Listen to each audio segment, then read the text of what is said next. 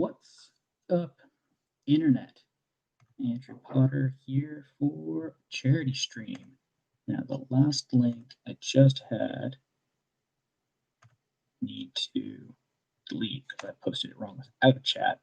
So let me go and get this set up. What is the worst part at this? Let me try to get this set up, and then we'll get some people in the chat, and that'll be cool.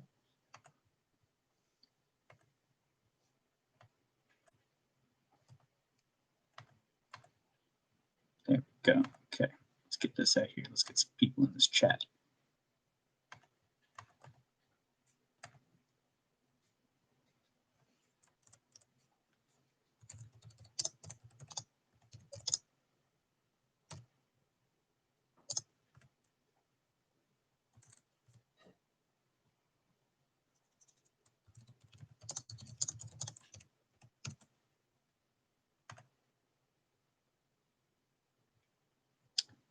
Alrighty here. Let's get, now some people wanted links specifically sent to them, so I'll get that.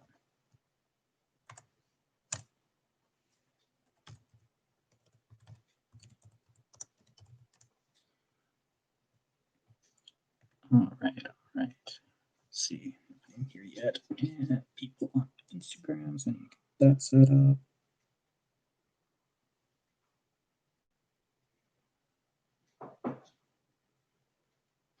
Go ahead and get this.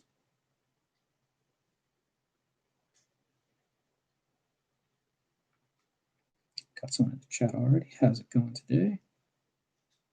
Got 39 subscribers. So I woke up this morning with 38. So like I said, this is a IWK charity stream. So for every new subscriber past 38 that I get when I wake up tomorrow morning, that's $1 for the IWK. So we've already got one here. That's awesome.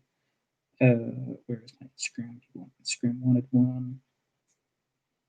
There we go. How's it going today, guys? How's everyone's holiday going? Everybody excited for the holidays?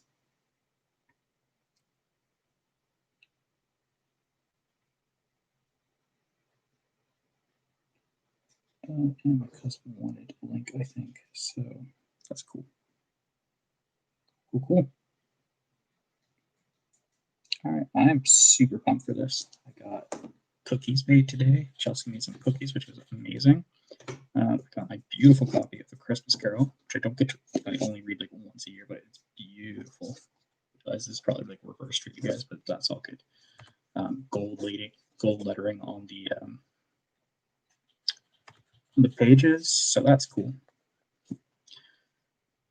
After dealing with 3 ghosts playing this is your life. Yeah, pretty much. I deal with ghosts all the time. Yeah, I'm super pumped. I'm super pumped for this. It's like one of my favorite Christmas stories probably ever written. I love the idea that we used to write ghost stories for Christmas. I think that's super cool. Super cool. Probably gonna give it some more time for people to join in. Feel free to share this because, like I said, if I end up with more subscribers, that's just more money for the IWK. So that's super cool. I'm not sure if I'm gonna get the donations out like tomorrow, depending on how many we get. Probably will send it out tomorrow. But yeah, that is super cool. Probably at 5:30, I'll probably start reading the book, so that's super cool.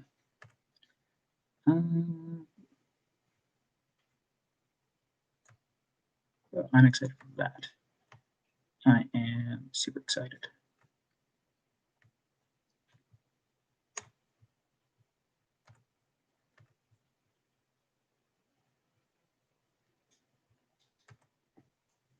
It's got all the 5 original drawings that go with the book as well, which is super nice. Let's see if I can find like the very first one in like the preface just to show you guys, so that there's no spoilers. There it is, right there.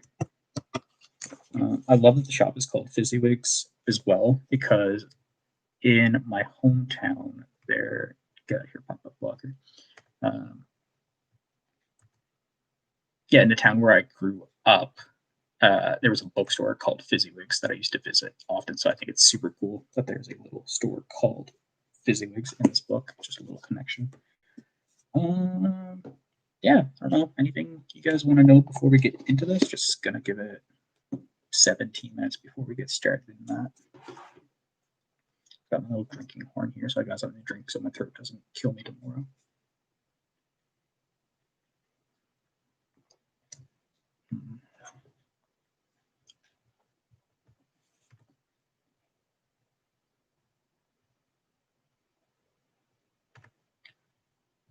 Shouldn't take that long to read the book as well. It's I think it's super weird how like A Christmas Carol is a story that you can like tell someone in less than 5 minutes, but to actually read it, it's the actual story is 166 pages long. But you can like it's super easy. Rich guy is an a-hole. Couple go show up, teach him to not be, and then he doesn't. Like that's literally the whole story. But we're going to read 166 pages about how to expand upon that.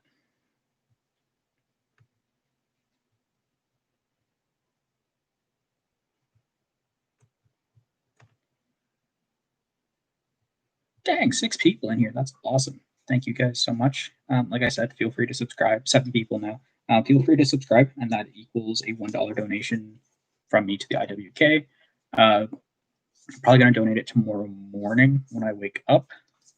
So any people above 38, that's okay that you can't stay the whole time, Emily. That's a-okay. Like I said, it's a short story, but like people's got stuff to do in lives, especially this time of year. And this is meant to be a non-stressful thing for this time of year. It's just meant to be a little, everybody, especially this year, it's been such a rough year on people that like just having something where it's like, yeah, we can just read a book together. That's awesome. That is amazing. If we can't, like, if like I said, it's a busy time of year though, so if you can't stay the whole time, that's fine. If you show up for 2 minutes, that's amazing. That's great. If you haven't yet, just leave a sub, and that's $1. That's $1 to the IWK straight from my pocket because I'm better off than a lot of people. So just leaving a little bit over there. Just leaving a little bit at the IWK, just something for the kids this time of year is great. Yeah. Yeah, I love this story. Such a good book. It's also back when they didn't call them chapters, they called them staves. This is like a original like reprinting of like as much of the original that they could get, which is why it's all like shiny and limited edition, deluxe gift edition is what they call it. But yeah.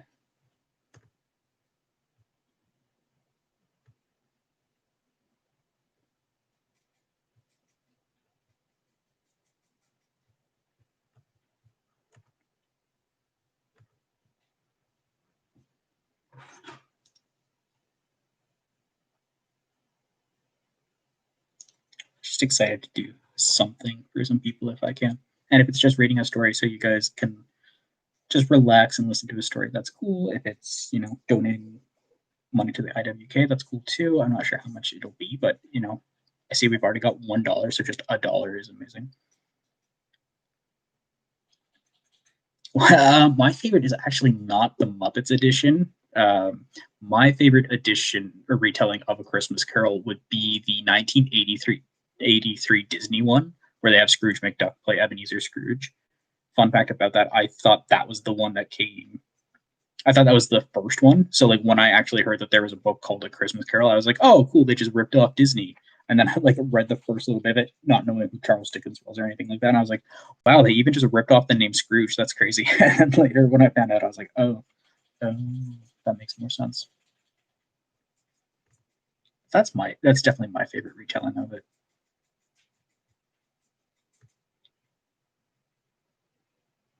But I'm just some guy on the internet. What about everybody else? What is everybody else's favorite version? Good question.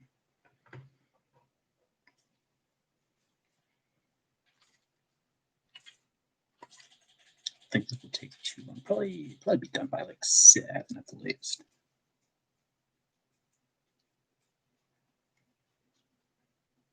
I think it's definitely my favorite work by Charles Dickens as well, although Great Expectations is also good.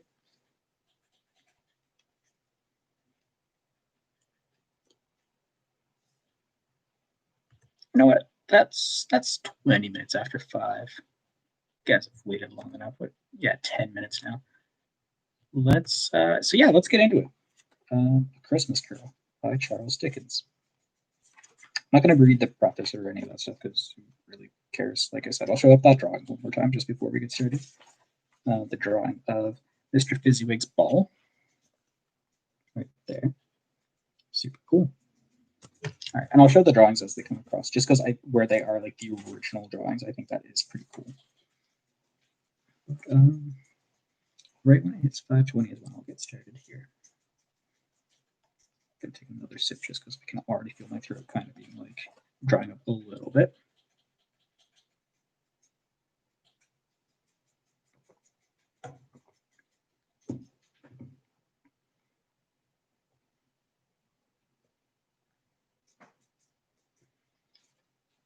All right, so A Christmas Carol. Stave 1, Marley's Ghost. Marley was dead to begin with. There's no doubt whatever about that. The register of his burial was signed by the clergyman, the clerk, the undertaker, and the chief mourner. Scrooge signed it, and Scrooge's name was good upon change for anything he chose to put his hand to. Old Marley was dead as a doornail. Mind, I don't mean to say that I know, of my own knowledge, that there is particularly dead about what is particularly dead about a doornail. I might have been inclined myself to regard a coffin nail as the deadliest piece of ironmongery in the trade. But the wisdom of our ancestors is in the simile, and my unhallowed hands shall not disturb it, or the country's done for. You will therefore permit me to repeat empathetically that Marley was dead as a doornail. Scrooge knew he was dead. Of course he did. How could it be otherwise? Scrooge and he were partners for I don't know how many years. Scrooge was his sole executor, his sole administrator, his sole assign, his sole legatee, his sole friend, and sole mourner. And even Scrooge was not so dreadfully cut up by the sad event, but that he was an excellent man of business on the very day of the funeral, and solemnized it with an undoubted bargain. The mention of Marley's funeral brings me back to the point I started from. There is no doubt that Marley was dead. This must be distinctly understood, or nothing wonderful could come of the story I'm going to relate. If we were not perfectly convinced that Hamlet's father died before the play began, there would be nothing more remarkable in his taking a stroll at night in an easterly wind upon his own ramparts, and there would be in no other middle-aged gentleman rashly turning out after a dark and a breezy spot. Say St. Paul's churchyard, for instance, literally to astonish his son's weak mind. Scrooge never painted out old Marley's name. There it stood years afterwards, above the warehouse door. Scrooge and Marley. The firm was known as Scrooge and Marley. Sometimes people new to the business would called Scrooge Scrooge, and sometimes Marley, but he answered to both names. It was all the same to him. Oh, but he was tight-fisted hand at the grindstone, Scrooge, a squeezing, retching, gasping, scraping, clutching, converted old sinner, hard and sharp as flint, from which no steel had ever struck out generous fire, secret and self-contained, and solitary as an oyster. The cold within him froze his old features, nipped his pointed nose, shriveled his cheek, stiffened his gait, made his eyes red, his thin lips blue, and spoke out shrewdly in his grating voice. A frosty rime was on his head and on his eyebrows and his weary chin. He carried his own low temperature always about with him. He iced his office in the dog days and didn't thaw it 1 degree at Christmas. External heat and cold had little influence on Scrooge. No warmth could warm nor wintry weather chill him. No wind that blew was bitterer than he. No falling snow was more intent upon its purpose. No pelting rain less open to entreaty. Foul weather didn't know where to have him. The heaviest rain and snow and hail and sleet could boast of the advantage over him in only one respect. They often came down handsomely, and Scrooge never did. Nobody ever stopped him in the street to say, with gladsome looks, "My dear Scrooge, how are you? When will you come see me?" No beggars implored him to bestow a trifle. No children asked him what it was o'clock. No man or woman ever once in all his life inquired the way to such a place as Scrooge. Even the blind men's dogs appeared to know him, and when they saw him coming on, would tug their owners into doorways and up courts, and then would wag their tails as though they said, "No eye at all is better than evil eye, dark master." But what Scrooge care? It was the very thing he liked, to edge his way along the crowded paths of life, warming all human sympathy to keep its distance, was what the knowing ones called nuts to Scrooge. Once upon a time, of all the good days in the year, on Christmas Eve, old Scrooge sat busy in his counting house. It was cold, bleak, biting weather, foggy with draught, and he could hear the people in the court outside go wheezing up and down, beating their hands upon their breasts and stomping their feet upon the pavement stones to warm them. The city clocks had only just gone 3, but it was quite dark already. It had not been light all day, and candles were flaring in the windows of the neighboring offices like ruddy smears upon the palpable brown air. The fog came pouring in at every chink and keyhole, and was so dense without that although the court was of the narrowest, and houses opposite were mere phantoms, to see the dingy cloud come drooping down, obscuring everything, one might have thought that nature lived hard by and was brewing on a large scale.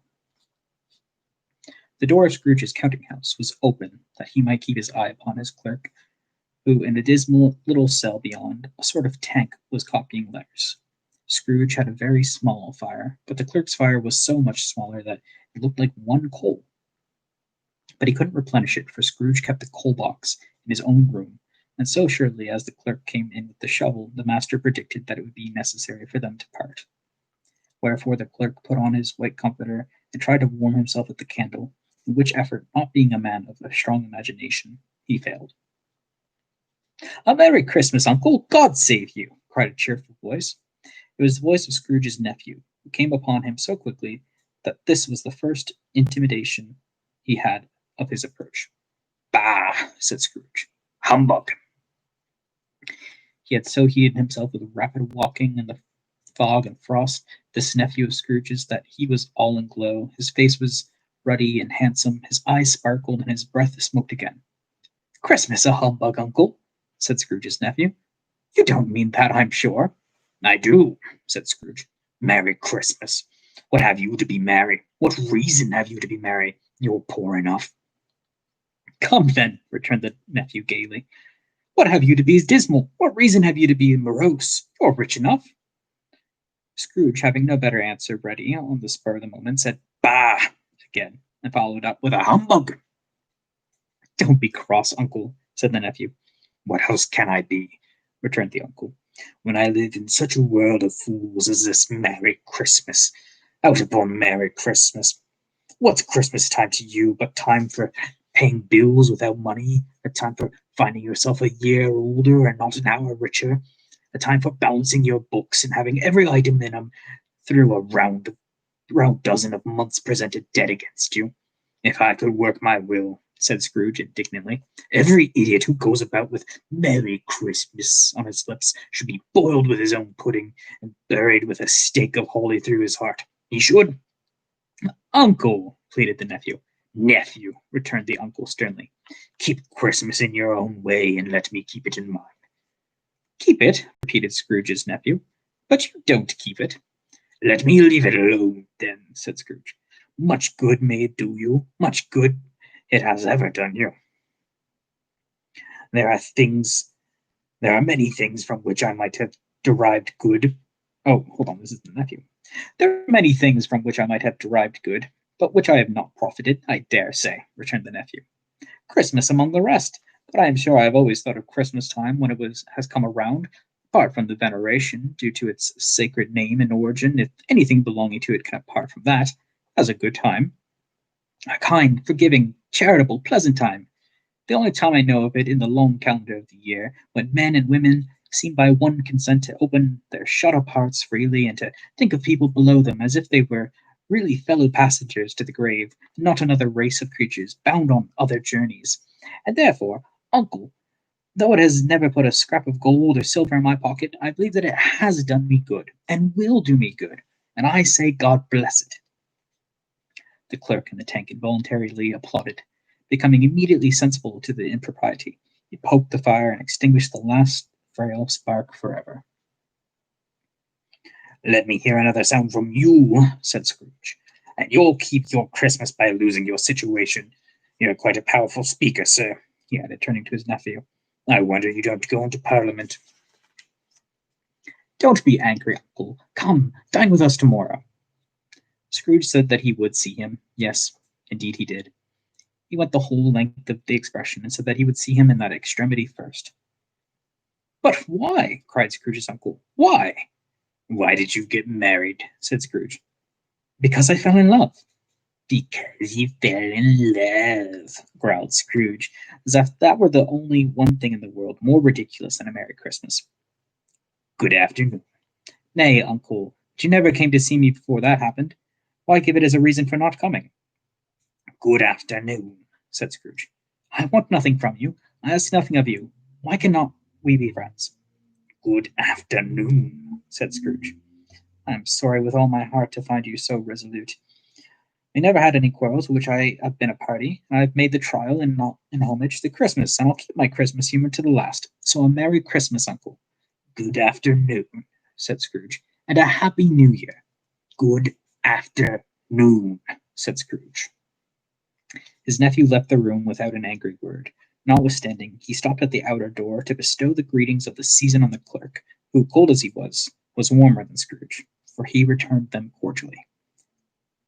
"There's another fellow," muttered Scrooge, who overheard him. "My clerk with 15 shillings a week and a wife and a family, talking about a Merry Christmas. I'll retire to Bethlehem." This lunatic, in letting Scrooge's nephew out, had let 2 other people in. They were portly gentlemen, pleasant to behold, and now stood, with their hats off, in Scrooge's office. They had books and papers in their hands, and bowed to him. "Scrooge and Marley's, I believe," said one of the gentlemen, referring to his list. "Have I the pleasure of addressing Mr. Scrooge or Mr. Marley?" "Mr. Marley has been dead these 7 years," Scrooge replied.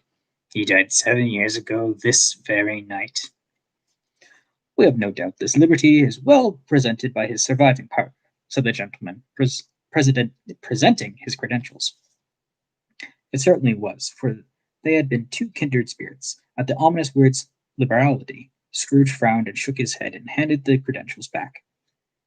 "At this festive season of the year, Mr. Scrooge," said the gentleman, taking up a pen, "it is more than usually desirable that we should make some slight provisions to the poor and destitute who suffer greatly at this present time. Many thousands are in want of common necessities. Hundreds of thousands are in want of common comforts, sir." "Are there no prisons?" asked Scrooge. "Plenty of prisons," said the gentleman, laying down the pen again. "And the Union workhouses?" demanded Scrooge. "Are they still in operation?" "They are, still," returned the gentleman. "I wish I could say they were not." "The treadmill in Poor Law are in full vigor, then?" said Scrooge. "Both very busy, sir." "Oh, I was afraid, from what you said at first, that something had occurred to stop them in their useful course," said Scrooge. "I'm very glad to hear it."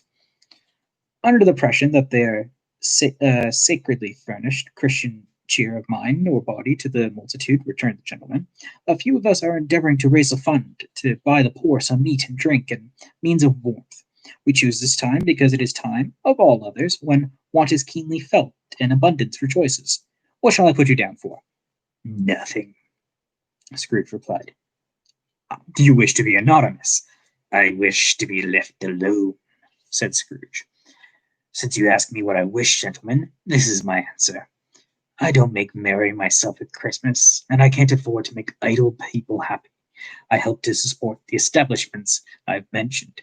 They cost enough, and those who are badly off must go there.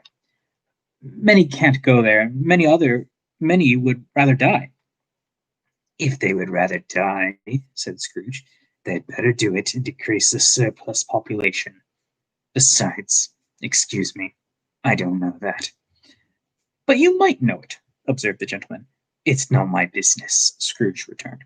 It's enough for a man to understand his own business and not to interfere with other people's. Mine occupies me constantly. Good afternoon, gentlemen. Seeing clearly that it would be useless to pursue their point, the gentleman withdrew. Scrooge resumed his labors, and with an improved opinion of himself, and in a more fatuous temper than was usual with him. Meanwhile, the fog and darkness thickened so that people ran with flaring links, proffering their services to go before horses and carriage and conduct them on their way. The ancient tower of a church, whose gruff old bell was always peeping slyly down at Scrooge out of a Gothic window in the wall, became invisible, and struck the hours and quarters in the clouds with tremulous vibrations afterwards, as if its teeth were chattering in its frozen head up there. The cold became intense. In the main street at the corner of the court, some laborers were repairing the gas pipes. They had lighted a great fire in the brazier, round which a party of ragged men and boys were gathered, warming their hands and winking their eyes upon the blaze in rapture. The water plug being left in solitude, his overflowing sullenly congealed and turned into misanthropic ice. The brightness of the shops were holly sprigs and berries cracked in the lamp heat of the windows, made pale faces ruddy as they passed. Poulterers' and grocers' trade became a splendid joke, a glorious pageant with which it was next to impossible to believe that such dull principles as bargains and sales had anything to do. The Lord Mayor, in the stronghold of the mighty mansion house, gave orders to his 50 cooks and butlers to keep Christmas as a Lord Mayor's household should, and even the little tailor, whom he had fined 5 shillings on the previous Monday for being drunk and bloodthirsty in the streets, stirred up tomorrow's pudding in the garret, while his lean wife and baby sailed out to buy the beef. Just a second.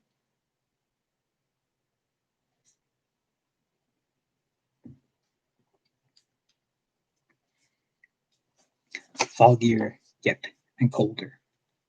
Piercing, searching, biting cold. If the good St. Dunstan had but nipped the evil spirit's nose with a touch of such weather as that instead of using his familiar weapons, then indeed he would have roared a lusty purpose.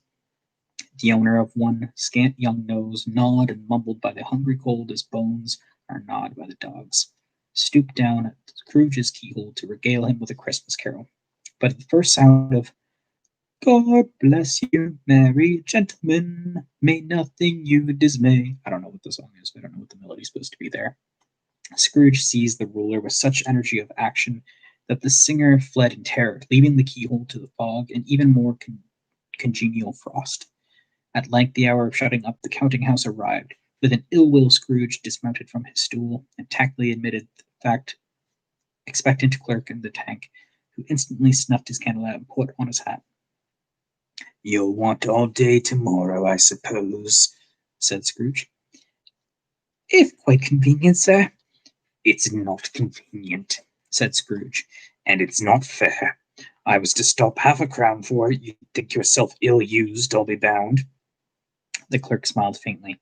"And yet," said Scrooge, "you don't think me ill-used when I pay a day's wages for no work." The clerk observed that it was only once a year. "A poor excuse for picking some man's pocket every 25th of December," said Scrooge, buttoning his greatcoat to the chin. "But I suppose you must have the whole day. Be here all the earlier the next morning." The clerk promised that he would, and Scrooge walked out with a growl. The office was closed in a twinkling, and the clerk, with the long ends of his white comforter dangling below his waist, for he boasted no great coat, went down a slide on Cornhill at the end of a lane of boys, 20 times in honor of its being Christmas Eve, and then ran home to Camden Town as hard as he could pelt to play at blindman's buff. Scrooge took his melancholy dinner in his usual melancholy tavern, and having read all the newspapers and beguiled the rest of the evening with his banker's book, went home to bed. He lived in chambers which had once belonged to his deceased partner.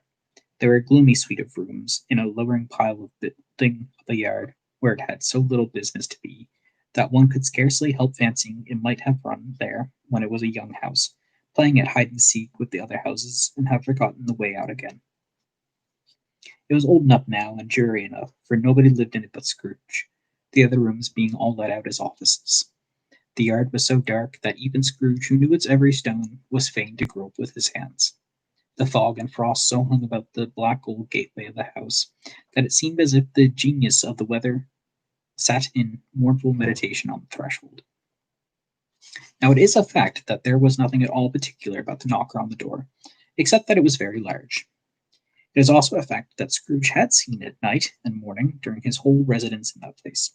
Also that Scrooge had a little of what is called fancy about him, as any man in the city of London, even including, which is a bold word, the corporation, aldermen, and the livery. Let it also be borne in mind that Scrooge had not bestowed one thought on Marley since his last mention of his 7 years dead partner that afternoon. And then let any man explain to me, if he can, how it happened that Scrooge, having his key in the lock of the door, saw in the knocker, without its undergoing any intermediate process of change, not a knocker, but Marley's face. Marley's face. It is not an impenetrable shadow, as the other objects in the yard were, but it had a dismal light about it, like a bad lobster in a dark cellar. It was not angry or ferocious, but looked at Scrooge as Marley used to look, with ghostly spectacles turned up upon its ghostly forehead. The hair was curiously stirred, as if by breath or hot air, and though the eyes were wide open, they were perfectly motionless. That, and its livid color, made it horrible. But its horror seemed to be, in spite of the face and beyond its control, rather than a part of its own expression. As Scrooge looked fixedly at this phenomenon, it was a knocker again. To say that he was not startled, or that his blood was not conscious of a terrible sensation to which it had been a stranger from infancy, would be untrue. But he had put his hand upon the key he had relinquished, turned it sturdily, locked in, and lighted his candle. He did pause with a moment's irresolution before he shut the door, and he did look cautiously behind it first, as if he half expected to be terrified with the sight of Marley's pigtail sticking out into the hall.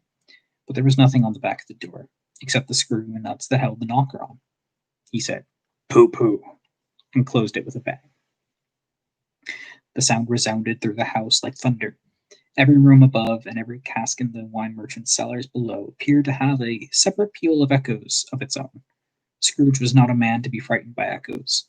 He fastened the door and walked across the hall and up the stairs, slowly too, trimming his candle as he went. You may talk vaguely about driving a coach and six up a good old flight of stairs, or though a bad young Act of Parliament, but I mean to say you might have had a hearse up the stairs and taken its broadways, and the splinter box towards the wall and door towards the balustrades, and done it easy. There was plenty of width for that, and room to spare, which is perhaps the reason why Scrooge thought he saw a locomotive hearse going on before him in the gloom. Half a dozen gas lamps out of the street wouldn't have lighted the entry too well, so you may suppose that it was a pretty dark with Scrooge's dip. Up Scrooge went, not caring a button for that. Darkness is cheap, and Scrooge liked it. But before he shut his heavy door, he walked through his rooms to see that was all right. He had just enough recollection of the face to desire to do that. Sitting room, bedroom, lumber room, all as they should be. Nobody under the table, nobody under the sofa. A small fire in the grate, spoon and basin ready. The little saucepan of gruel, Scrooge had a cold in his head, upon the hob. Nobody understood the bed. Nobody in the closet. Nobody in his dressing gown, which was hanging up in a spacious attitude against the wall. Lumber room as usual, old fire guard, old shoes, 2 fish baskets, washing stand on 3 legs, and a poker. Quite satisfied, he closed his door and locked himself in. Double locked himself in, which was not his custom. Thus secured against the surprise, he took off his cravat, put on his dressing gown and slippers and his nightcap, and sat down before the fire to take his gruel. It was a very low fire indeed, nothing on such a bitter night. He was obliged to sit close to it and brood over it before he could extract the least sensation of warmth from such a handful of fuel. The fireplace was an old one, built by some Dutch merchant long ago, and paved all around with quaint Dutch tiles, designed to illustrate the scriptures. There were Cains and Abels, Pharaoh's daughters, queens of Sheba, angelic messengers descending through the air on clouds like feather beds, Abraham's, Belshazzar's, apostles putting off to sea in butter boats, hundreds of figures to attract his thoughts. And yet that face of Marley, 7 years dead, came like the ancient prophet's rod and swallowed up the whole. And each smooth tile had been a blank at first, with power to shape some pictures of its surface from the disjointed fragments of his thoughts. There would have been a copy of old Marley's head on every one. "Humbug," said Scrooge, and walked across the room. After several turns, he sat down again. As he threw his head back in the chair, his glance happened to rest upon a bell, a disused bell that hung in the room and communicated, for some purpose now forgotten, with a chamber in the highest story of the building. It was with great astonishment, and with a strange, inexplicable dread, that he looked. He saw his bell begin to swing. It swung so softly in the outset that it scarcely made a sound, but soon it rang out loudly, and so did every bell in the house. This might have lasted half a minute, or a minute, but it seemed an hour. The bells ceased as they had begun together. They were succeeded by a clanking noise deep down below, as if some person were dragging a heavy chain over the cask in the wine merchant's cellar. Scrooge then remembered to have heard that ghost in haunted houses were described as dragging chains. The cellar door flew open with a booming sound, and then he heard the noise much louder on the floors below, then coming up the stairs, then coming straight towards his door. And here we have the first illustration of the book, and that is Marley's ghost. So there is Marley's ghost for you. Like I said, original drawing, so that's pretty cool. "It's still a humbug," said Scrooge. "I won't believe it." His color changed, though, when, without a pause, it came on through the heavy door and passed into the room before his eyes. Upon its coming in, the dying flame leaped up as though it cried, "I know him, Marley's ghost," and fell again. The same face, the very same. Marley in his pigtail, usual waistcoat tights and boots, the tassel on the latter bristling like his pigtail, and his coat skirts, and the hair upon his head. The chain he drew was collapsed about the middle. It was long and wound about him like a tail, and it was made, for Scrooge observed it closely, of cash boxes, keys, padlocks, ledgers, deeds, and heavy purses wrought in steel. His body was transparent, so that Scrooge, observing him and looking through his waistcoat, could see the 2 buttons in his coat behind. Scrooge had often heard it said that Marley had no bowels, but he had never believed it until now. Nor did he believe it even now. Though he looked the phantom through and through, and saw it standing before him, though he felt the chilling influence of his death-cold eyes, and marked of the very texture of the folded kerchief bound about his head and chin, which wrapped like he had not observed before, he was still incredulous, and fought against his senses. "How now?" said Scrooge, caustic and cold as ever. "What do you want from me?" "Much," Marley's voice, no doubt about it. "Who are you?" "Ask me who I was." "Who were you, then?" said Scrooge, raising his voice. "You are particular for a shade." He was going to say "to a shade," but substituted this as more appropriate. "In life I was your partner, Jacob Marley." Can you sit down?" asked Scrooge, looking doubtfully at him. "I can." "Do it, then." Scrooge asked the question because he didn't know whether a ghost so transparent might find himself in a condition to take a chair, and felt that in the event of it being impossible, it might involve the necessity of an embarrassing explanation. But the ghost sat down on the opposite side of the fireplace, as if he were quite used to it. "You don't believe me," observed the ghost. "I don't," said Scrooge. "What evidence would you have of my reality beyond that of your senses?" "I don't know," said Scrooge. "Why do you doubt your senses?" "Because," said Scrooge, "a little thing affects them. A slight disorder of the stomach makes them cheats. You may be an undigested bit of beef, a blot of mustard, a crumb of cheese, a fragment of an underdone potato. There's more of gravy than of grave of you, whatever you are." Scrooge was not much in the habit of cracking jokes, nor did he feel in his heart by any means waggish then. The truth is that he tried to be smart as a means of distracting his own attention and keeping down his terror, for the spectre's voice disturbed the very marrow in his bones. To sit staring at those fixed, glazed eyes in silence for a moment would play, Scrooge felt, the very deuce with him. There was something very awful, too, in the spectre's being provided with an infernal atmosphere of its own. Scrooge could not feel it himself, but this was clearly the case, for though the ghost sat perfectly motionless in its hair, its skirts and tassels were still agitated as by the hot vapor from an oven.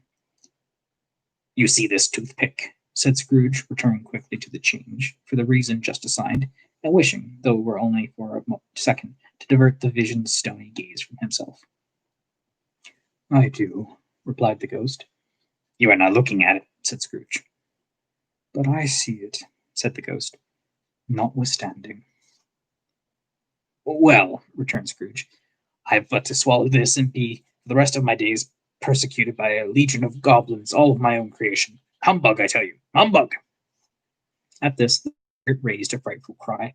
It shook its chain with such a dismal and appalling noise that Scrooge held on tight to his chair to save himself from falling in a swoon. But how much greater was this horror when the phantom, taking off the bandage round its head, as if it were too warm to wear indoors, his lower jaw dropped down upon its breast. Scrooge fell upon his knees and clasped his hands before his face. "Mercy," he said, "dreadful apparition, why do you do this to me?" "Man of the worldly mind," replied the ghost, "do you believe in me or not?" "I do," said Scrooge. "I must. But why do spirits walk the earth, and why do they come to me?" "It is required of every man," the ghost returned, "that the spirit within him should walk abroad among his fellow men, and travel far and wide, and if that spirit goes not forth in life, it is condemned to do so after death. It is doomed to wander through the world, and, oh, woe is me, and witness what it cannot share, what might have shared on earth, and turn to happiness." Again the spectre raised a cry, and shook its chain and wrung its shadowy hands. "You are fetid," said Scrooge, trembling. "Tell me why." "I wear the chain I forged in life," replied the ghost, "and I made it link by link and yard by yard. I girded it on my own free will, and of my own free will I wore it. It is a pattern strange to you." Scrooge trembled more and more. "Or would you know," pursued the ghost, "the weight and length of the strong coil you bear yourself? It was full as heavy and as long as this 7 Christmas Eves ago. You have labored on it since. It is a ponderous chain." Scrooge glanced about him on the floor, in the expectation of finding himself surrounded by some 50 or 60 fathoms of iron cable, but he could see nothing. "Jacob," he implored. "Oh, Jacob Marley, tell me more. Speak comfort to me."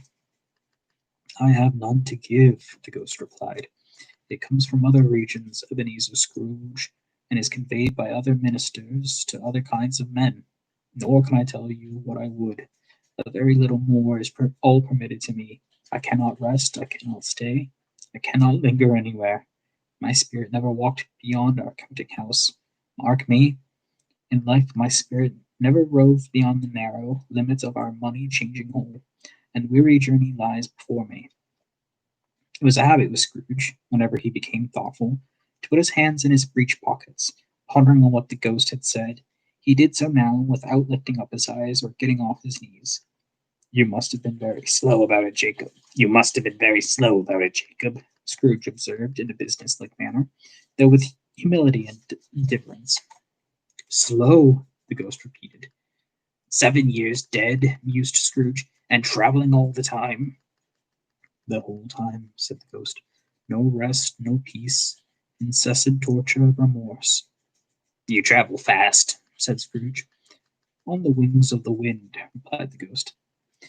"You might have got over a great quantity of ground in 7 years," said Scrooge. The ghost, on hearing this, set up another cry, and clanked its chain so hideously in the dead silence of the night that the word would have been justified in indicting it for a nuisance. Need another drink.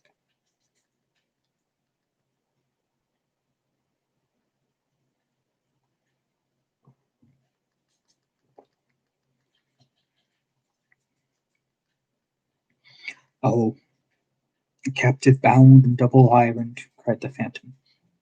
Not to know that ages of incessant labor by mortal creatures for this earth must pass into eternity before the good of which it is susceptible is all developed. Not to know that any Christian spirit working kindly in its little sphere, whatever it may be, will find its mortal life too short for its vast means of usefulness. Not to know that no space of regret can make amends for one's life's opportunities misused. Yet such was I. Oh, such was I. But you were always a good man of business, Jacob, faltered Scrooge, who now began to apply this to himself. Business, cried the ghost, wringing its hands again. Mankind was my business. The common welfare was my business. Charity, mercy, forbearance, and benevolence were all my business. The dealings of my trade were but a drop of water in the comprehensive ocean of my business. It held up its chin at arm's length, as if it were the case of all its unavailable grieving, and flung it heavily upon the ground again. At this time of rolling year, the spectre said, I suffer most. Why did I walk through crowds of fellow beings with my eyes turned down, and never raise them to that blessed star which led the wise men to a poor abode? Were there no poor homes to which its light would have conducted me? Scrooge was very much dismayed to hear the spectre going on at this rate, and began to quake exceedingly. Hear me, cried the ghost. My time is nearly gone. I will, said Scrooge. But don't be hard upon me. Don't be flowery, Jacob, pray. How is it that I appear before you in a shape that you can see I may not tell? I have sat visible beside you many and many a day. It was not an agreeable idea. Scrooge shivered and wiped the perspiration from his brow. That is no light part of my penance, pursued the ghost. I'm here tonight to warn you that you have yet a chance and hope of escaping my fate, a chance and hope of my procuring Ebenezer. You were always a good friend to me, said Scrooge. Thank ye. You will be haunted, resumed the ghost, by 3 spirits. Scrooge's countenance fell almost as low as the ghost had done. Is that the chance and hope you mentioned, Jacob? He demanded in a faltering voice. It is. I think I'd rather not, said Scrooge. Without the visits, said the ghost, you cannot hope to shun the path I tread. Expect the first tomorrow when the bell tolls 1. Couldn't I take 'em all at once and have it over, Jacob? Hinted Scrooge. Expect the second on the next night at the same hour, the third upon the next night when the last stroke of 12 has ceased to vibrate.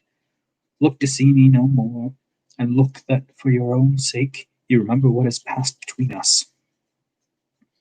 When it had said these words, the spectre took its wrapper from the table and bound it round its head, as before. Scrooge knew this by the smart sound of its teeth made when the jaws were brought together by the bandage. He ventured to raise his eyes again and found his supernatural visitor confronting him in an erect attitude with its chain wound over and round its arm. The apparition walked backward from him, and at every step it took, the window raised itself a little, so that when the spectre reached it, it was wide open. It beckoned Scrooge to approach, which he did. When they were within 2 paces of each other, Marley's ghost held up its hand, warning him to come no nearer. Scrooge stopped. Not so much in obedience as in fear and surprise, for on the raising of the hand he became sensible of confused noise in the air, incoherent sounds of lamenting and regret, wailings inexpressibly sorrowful and self-accusatory. The spectre, after listening for a moment, joined in the mournful dirge, and floated out upon the bleak, dark night. Scrooge followed to the window. Desperate in his curiosity, he looked out. The air was filled with phantoms, wandering hither and thither in restless haste, and moaning as they went. Every one of them wore chains, like Marley's ghost. Some few, they might be guilty governments, were linked together. None were free. Many had been personally known to Scrooge in their lives. He had been quite familiar with one old ghost in a white waistcoat with a monotonous iron safe attached to its ankle, who cried piteously at being unable to assist a wretched woman with an infant whom it saw below upon a doorstep.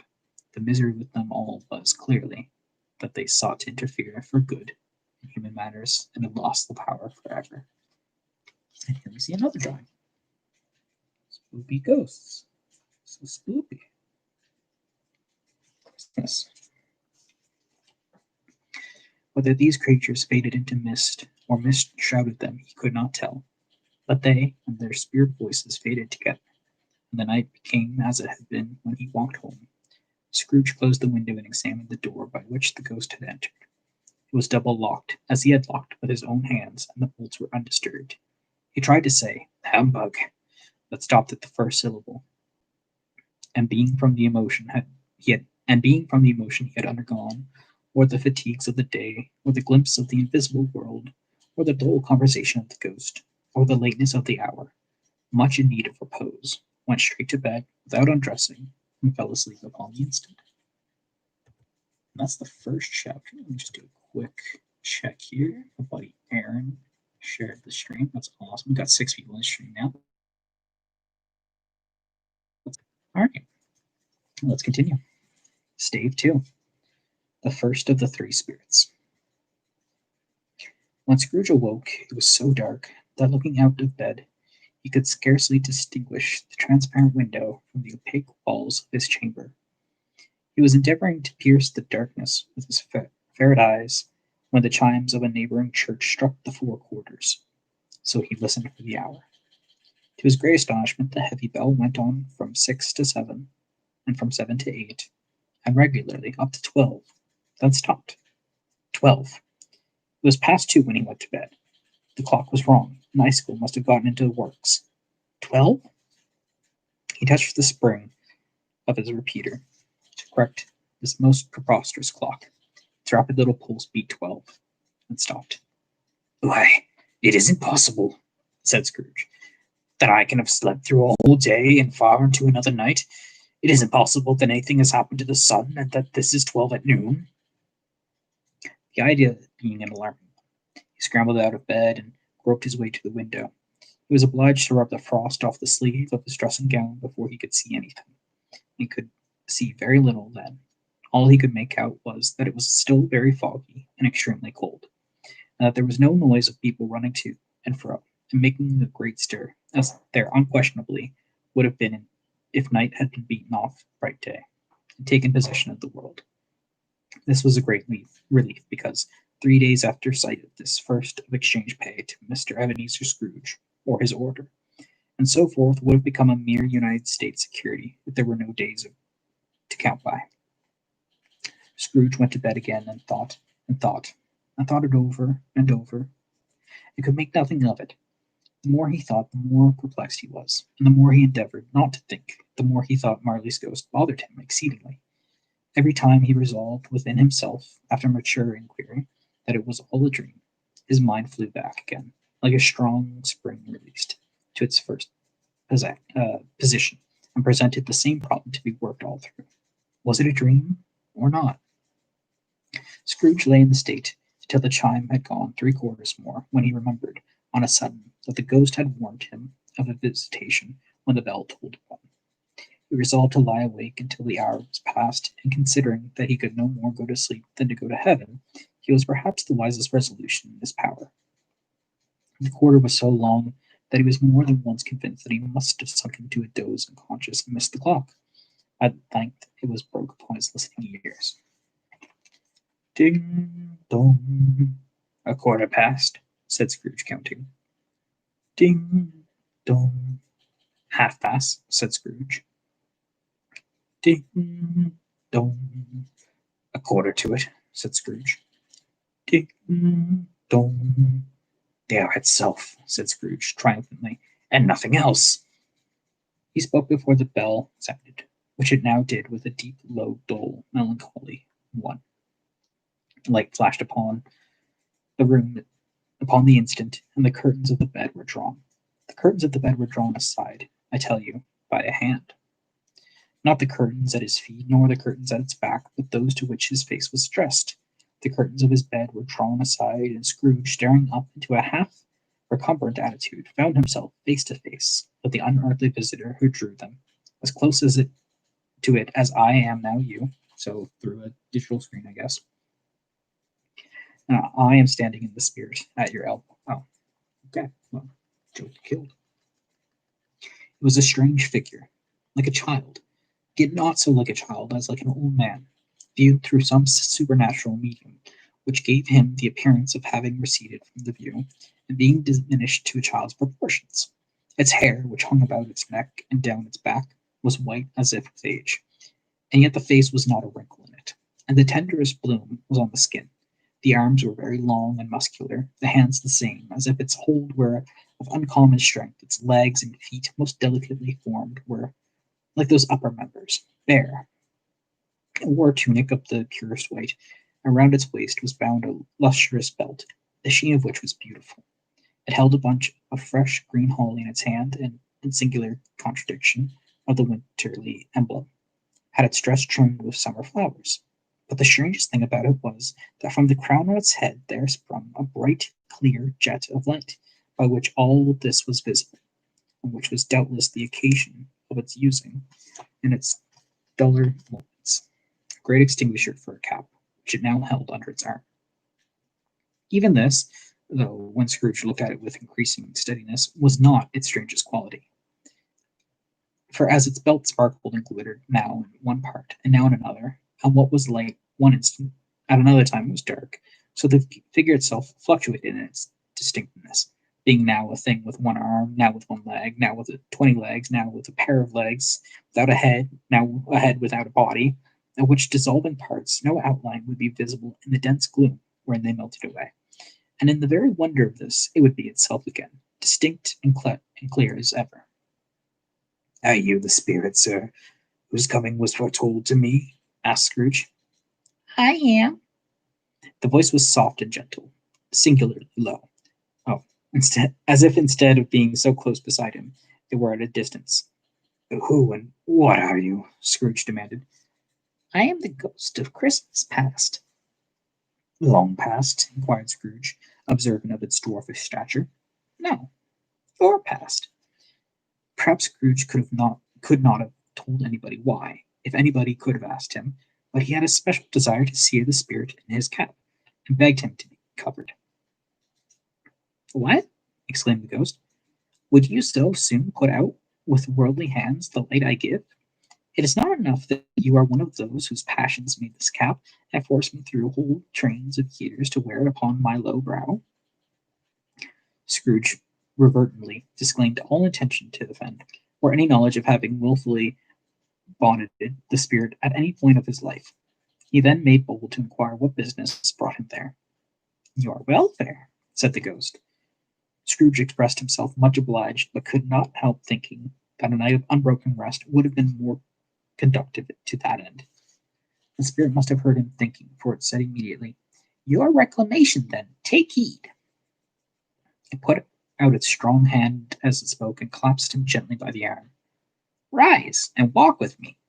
It would have been in vain for Scrooge to plead that the weather and the hour were not adapted to pedestrian purposes, that sun was warm, with the thermometer a long way below freezing, that he was clad but lightly in his slippers, dressing gown, and nightcap, and that he had a cold upon him at that time. The grasp, though gentle as a woman's hand, was not to be resisted. He rose, but finding that the spirit made towards the window, collapsed its robe in supplication. "I am a mortal," Scrooge remonstrated. I've never seen this word. "And liable to fall." "Bear but a touch of my hand there," said the spirit, laying it upon his heart, "and you shall be upheld in more than this." As the words were spoken, they passed through the wall and stood upon an open country road, with fields on either hand. The city had entirely vanished. Not a vestige of it was to be seen.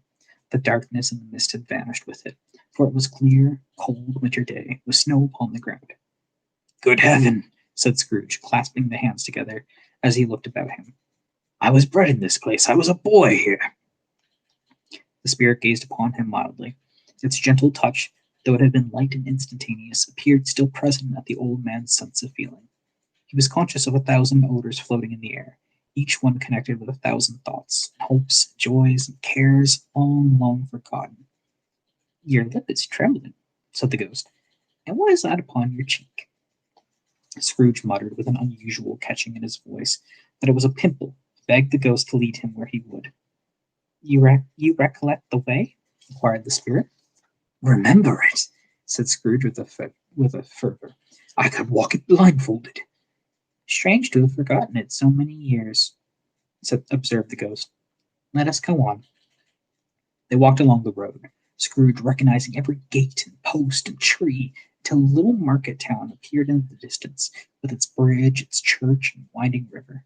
Some shaggy ponies now were trotting towards them with boys upon their backs, who called to other boys in country gigs and carts, and driven by farmers. These boys were in great spirits, shouted to each other, till the broad fields were so full of merry music that the crisp air laughed to hear it. These are but shadows of the things that have been, said the ghost. They have no consciousness of us. The jocund travelers came on, and as they came, Scrooge knew and named them every one. Why was he rejoiced beyond all bounds to see them? Why did his cold eye glisten and his heart leap up as they went past? Why was he filled with gladness when he heard them give each other Merry Christmas as they parted at crossroads and byways for several homes? What was Merry Christmas to Scrooge? Out upon Merry Christmas. What good had it ever done him? The school is not quite deserted, said the ghost. A solitary child, neglected by his friends, is left there still. Scrooge said he knew it, and he sobbed. They left the high road by a well-remembered lane and soon approached a mansion of dull red brick with a little weathercock-surmounted cupola on the roof and a bell hanging in it. It was a large house, but one of broken fortunes, for the spacious offices were little used, their walls were damp and mossy, their windows broken, and their gates decayed. Fowls clucked and scuttered in the stables, and coach houses and sheds were overrun with grass. Nor was it more retentive of its ancient state within, for entering the dreary hall, and glancing through the open doors of many rooms, they found them poorly furnished, cold, and vast. There was an earthly savor in the air, a chilly bareness in the place which associated itself somehow with too little getting up by candlelight, and not too much to eat. They went, the ghost and Scrooge, across the hall to a door at the back of the house. It opened before them and disclosed a long, bare, melancholy room, made barer still by lines of plain deal forms and desks. At one of these, a lonely boy was reading near a feeble fire, and Scrooge sat down upon a form and went to see his poor forgotten self as he had used to be. Not a latent echo in the house, not a squeak and scuffle from the mice behind the paneling, not a drip from the half-thawed water spout in the dull yard behind, not a sigh among the leafless boughs of one despondent poplar, not the idle swinging of an empty storehouse, no, not a clicking in the fire, but fell upon the heart of Scrooge with softening influence, and gave a freer passage to his tears. The spirit touched him on the arm and pointed to his younger self, intent upon his reading. Suddenly a man in foreign garments, wonderfully real and distinct to look at, stood outside the window, with an axe stuck in his belt, and leading an ass laden with wood by the bride. Why, it's Ali Baba, Scrooge exclaimed in ecstasy. It's dearest old honest Ali Baba.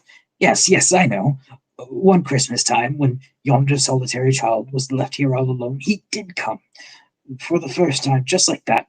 Poor boy. And Valentine, said Scrooge. And his wild brother, Orson. There they go. And what's his name? Who was put down in drawers asleep at the gate in Damascus. Don't you see him? And the Sultan's groom, turned upside down by the Jenny. There he is upon his head. Serve him right. I'm glad of it. What business had he to be married to the princess?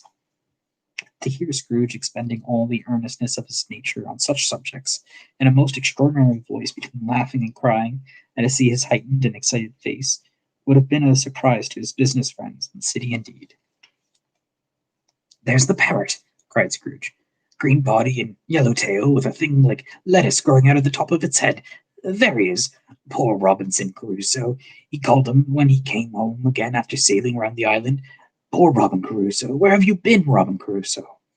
The man Yeah, the man thought he was dreaming, but he wasn't. It was the parrot, you know. There goes Friday, running in his life to the little creek. Halloa! Hop! Halloo! Then, with a rapidity of transition very foreign to his usual character, he said, in pity for his former self, "Poor boy," and cried again. "I wish," Scrooge muttered, putting his hand in his pocket and looking about him after drying his eyes with his cuff. "But it's too late now." "What's the matter?" asked the spirit. "Nothing," said Scrooge. "Nothing. There was a boy singing a Christmas carol at my door last night. I should like to have given him something, that's all." The ghost smiled thoughtfully, and waved its hand, saying as it did so, "Let us see another Christmas." Scrooge's former self grew larger in the wood at the words, and the room behind became a little darker and more dirty. The panels shrunk and the windows cracked. Fragments of plaster fell out of the ceiling, and the naked laths were shown instead. But how all this was brought about, Scrooge knew no more than you do. He only knew that it was quite correct, that everything had happened so. That there he was, alone again. All the other boys had gone home for the jolly holidays. He was not reading now, but walking up and down despairingly. Scrooge looked at the ghost, and with a mournful shaking of his head, glanced anxiously towards the door. It opened, and a little girl, much younger than the boy, came darting in, putting her arms about his neck, and often kissing him, addressing him as "Dear, dear brother, I have come to bring you home, dear brother," and the child clapping her tiny hands and bending down to laugh. "To bring you home, home, home." "Home, little fan," returned the boy. I don't know what to give young Scrooge for a voice. "Yes," said the child, brimming full of glee. "Home for good and all. Home for ever and ever. Father is so much kinder than he used to be. That home is like heaven. He spoke so gently to me one dear night when I was going to bed that I was not afraid to ask him once more if you might come home. And he said, yes, you should, and sent me in a coach to bring you. And you're to be a man," said the child, opening her eyes, "and are never to come back here, but first we're to be together all Christmas long, and have the merriest time of all the world." "You are quite a woman, little fan," exclaimed the boy. She clapped her hands and laughed and tried to touch his head, but being too little, laughed again and stood on tiptoe to embrace him. Then she began to drag him in her childish eagerness towards the door, and he, nothing loth to go, accompanied her. A terrible voice in the hall cried, "Bring down Master Scrooge's box there." And in the hall appeared the schoolmaster himself, who glared on Master Scrooge with a ferocious condescension, and threw him into a dreadful state of mind by shaking hands with him. He then conveyed him and his sister into the veriest old well of a shivering best parlor that ever was seen. Upon the maps upon the wall, and the celestial and terrestrial globes in the windows were waxy with cold. Here he produced a decanter of curiously light wine and a block of curiously heavy cake, and administered installments of those dainties to the younger people, at the same time sending out a meager servant to offer a glass of something to the postboy, who answered that he thanked the gentleman, but if it was the same tap as he had tasted before, he had rather not. Master Scrooge's trunk being by his time tied to the top of the chaise, the children bade the schoolmaster good-bye, right willingly, and getting into it, drove gaily down the garden sweep, the quick wheels dashing the hoarfrost and snow off the dark leaves of the evergreen's little spray.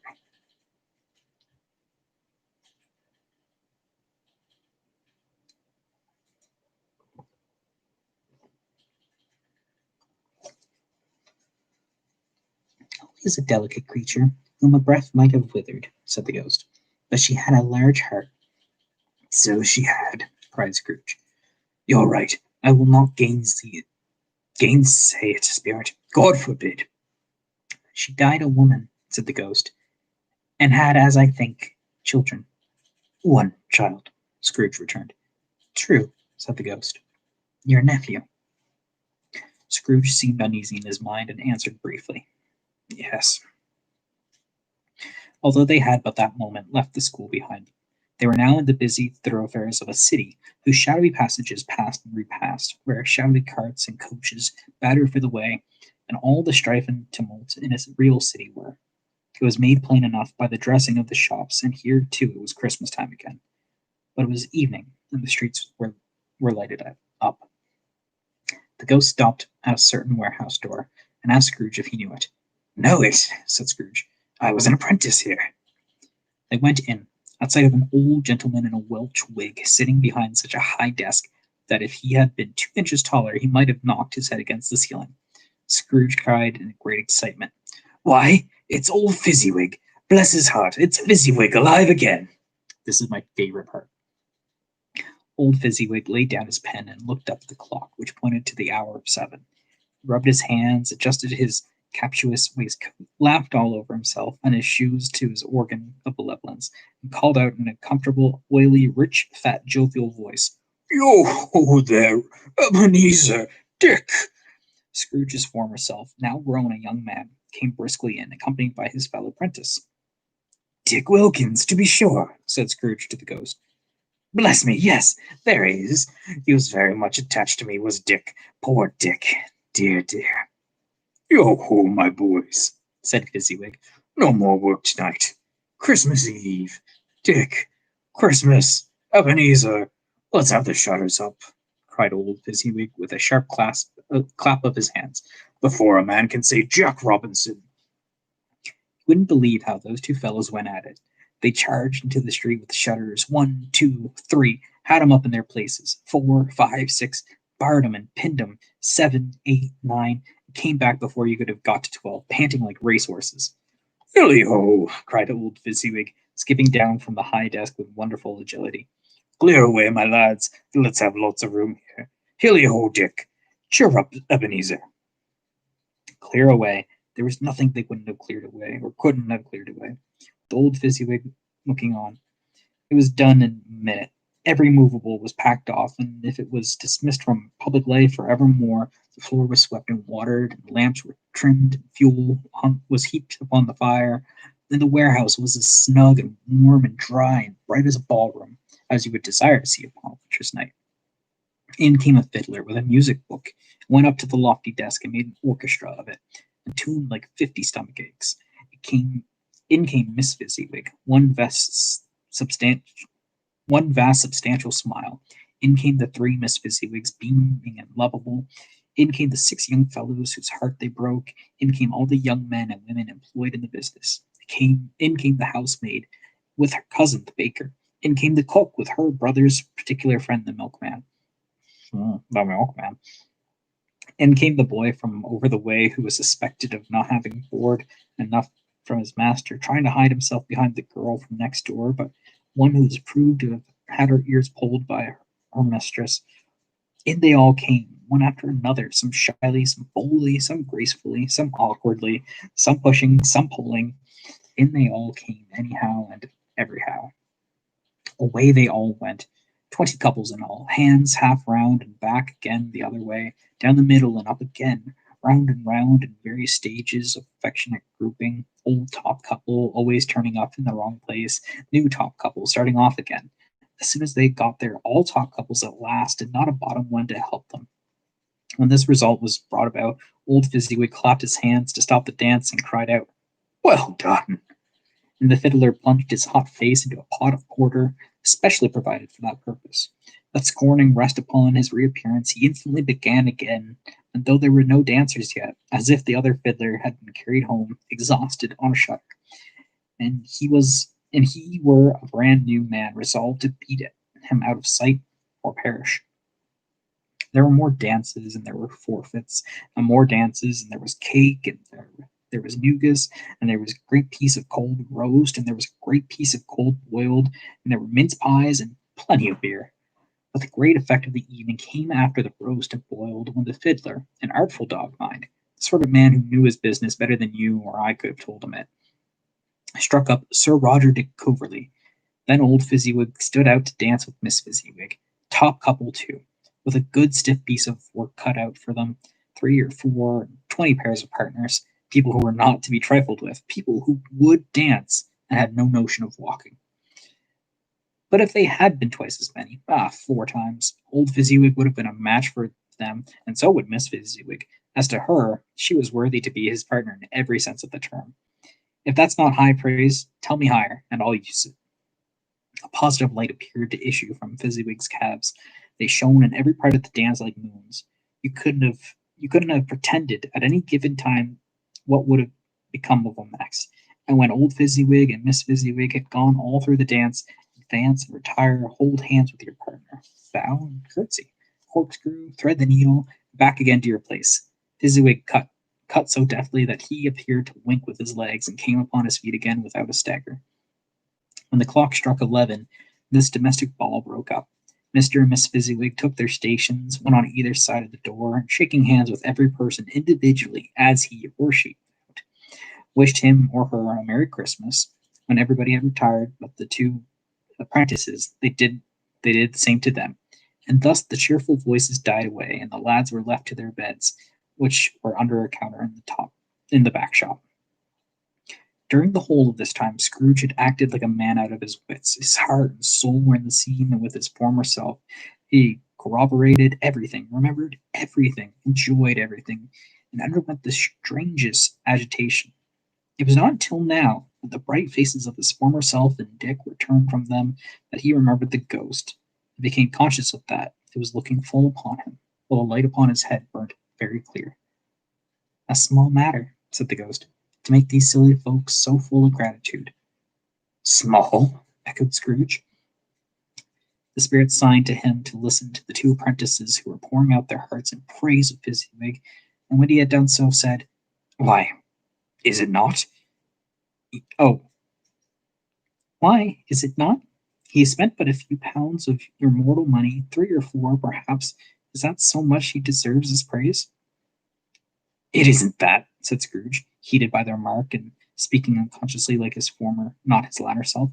"It isn't that, Spirit. He has the power to render us happy or unhappy,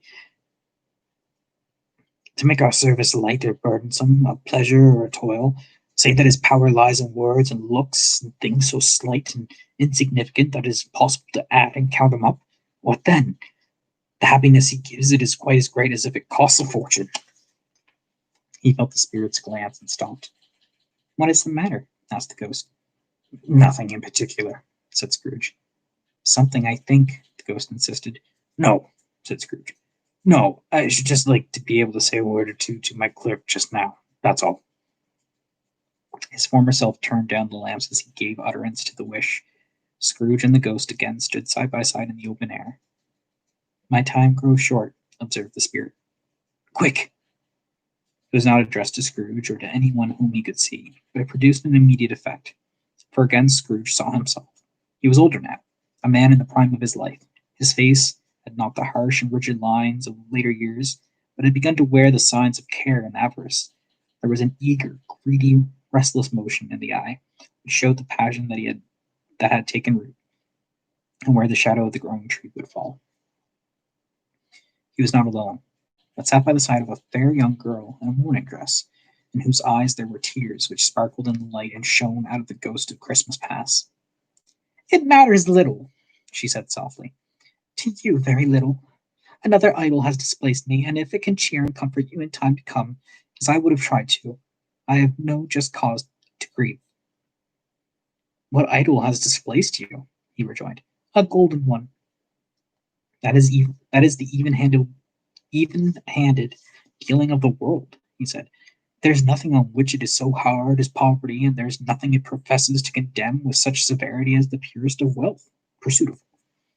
"You fear the world too much," she answered gently. "All your hopes have merged into the hope of being beyond the chance of its sordid reproach. I have seen your nobler aspirations fall off one by one until the master passion, gain, engrosses you. Have I not?" "What then?" he retorted. "Even if I have grown so much wiser, what then? I'm not changed towards you." She shook her head. "Am I?" "Our contract is an old one.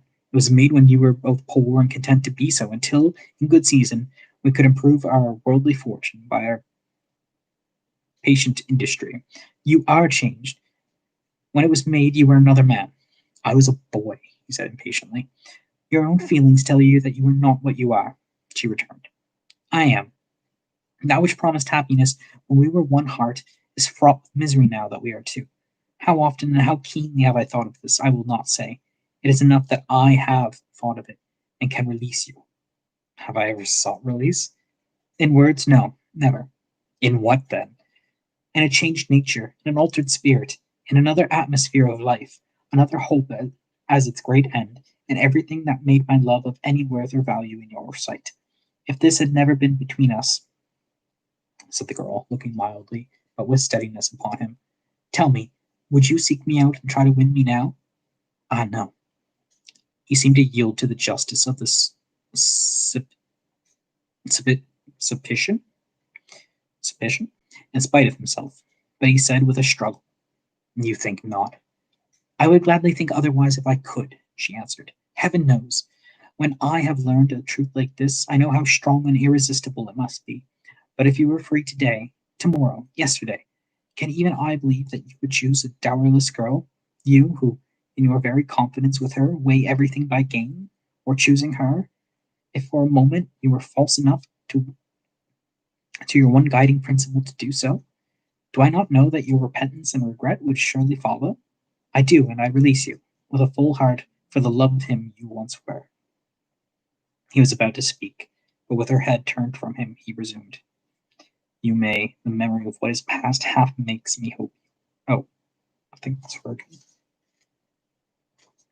You may, the memory of what is past half makes me hope you will have pain in this, a very brief time, and you will dismiss the recollection of it gladly, as an unprofitable dream, from which it happened well that you awoke. You may be happy in the life you have chosen. She left him and they parted. Spirit, said Scrooge, show me no more. Conduct me home. Why do you delight to torture me? One shadow more, exclaimed the ghost. No more, said Scrooge. No more. I don't wish to see it. Show me no more. The relentless ghost pinioned him in both his arms and forced him to observe what happened next. They were in another seat and place, a room, not very large or handsome, but full of comfort. Near to the winter fire sat a beautiful young girl, so like the last that Scrooge believed it was the same, until he saw her, now a commonly matron, sitting opposite her daughter. The noise in this room was perfectly tumultuous, for there were more children there than Scrooge in his agitated state of mind could count, and unlike the celebrated herd in the poem, they were not 40 children conducting themselves like one, but every child was conducting itself like 40. The consequences were uproarious beyond belief. No one seemed to care. On the contrary, the mother and daughter had laughed heartily and enjoyed it very much, and the latter, soon beginning to mingle in the sports, got pillaged by the young brigands most ruthlessly. What would I not have given to be one of them? Though I never could have made it so rude. No, no. I wouldn't for the wealth of all the world have crushed that braided hair, torn it down. For the precious little shoe, I wouldn't have plucked it off.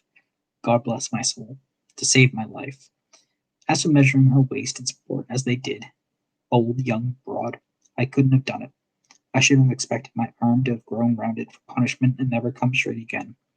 And yet I should have dearly liked, I own, to have touched her lips, to have questioned her. She might have opened them, to have looked upon the lashes of her downcast eyes, and never raised a blush, to have let loose waves of hair, each of which be a keepsake beyond price.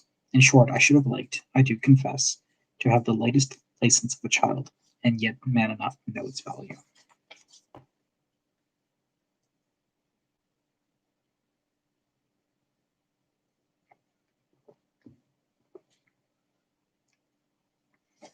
But now a knocking at the door was heard, and such a rush immediately ensued that she, with laughing face and plundered dress, was borne towards it, the center of a flushed and boisterous group, just in time to greet the father, who came home attended by a man laden with Christmas toys and presents. Then the shouting and struggling and onslaught that was made of the defenseless porter, the scaling him with chairs for ladders, to dive into his pockets to spoil him of brown paper parcels, hold on tight by his cravat hung around the neck, pommel his back, and kick his legs in irrepressible affection. The shouts of wonder and delight with which the development of every package was received, the terrible announcement that the baby had taken in the act of putting a doll's frying pan in its mouth, and was more than suspected of having swallowed a fictitious turkey, glued on a wooden platter. The immense relief of finding this a false alarm, the joy and gratitude and ecstasy, They were all indiscernible alike. It is enough that by degrees the children and their motions got out of the parlor, and by one stair at a time, up to the top of the house where they went to bed, and so subsided. And now Scrooge looked on more attentively than ever when the master of the house, waving his daughter, leaning fondly on him, sat down with her and her mother at her own fireside, and when he thought that such another creature, quite as graceful and as full of promise, might have called him father, and been a springtime in the haggard winter of his life, his sight grew very dim indeed. Belle, said the husband, turning to his wife with a smile, I saw an old friend of yours this afternoon. Who was it? Guess. How can I? Tut, I don't know, she added in the same breath, laughing as he laughed. Mr. Scrooge? Mr. Scrooge it was. I passed his office window. As it was not shut up, he had a candle inside. I could scarcely help seeing him. His partner lies upon the point of death, I hear. And there he sat alone. Quite alone in the world, I do believe. Spirit, said Scrooge in a broken voice, remove me from this place. I told you that these were shadows of things that have been, said the ghost, that they are what they are. Do not blame me. Remove me, Scrooge exclaimed. I cannot bear it. He turned upon the ghost, and seeing that it looked upon him with a face in which, in some strange way, there was a fragment of all the faces it had shown him, wrestled with it. Leave me, take me back, haunt me no longer.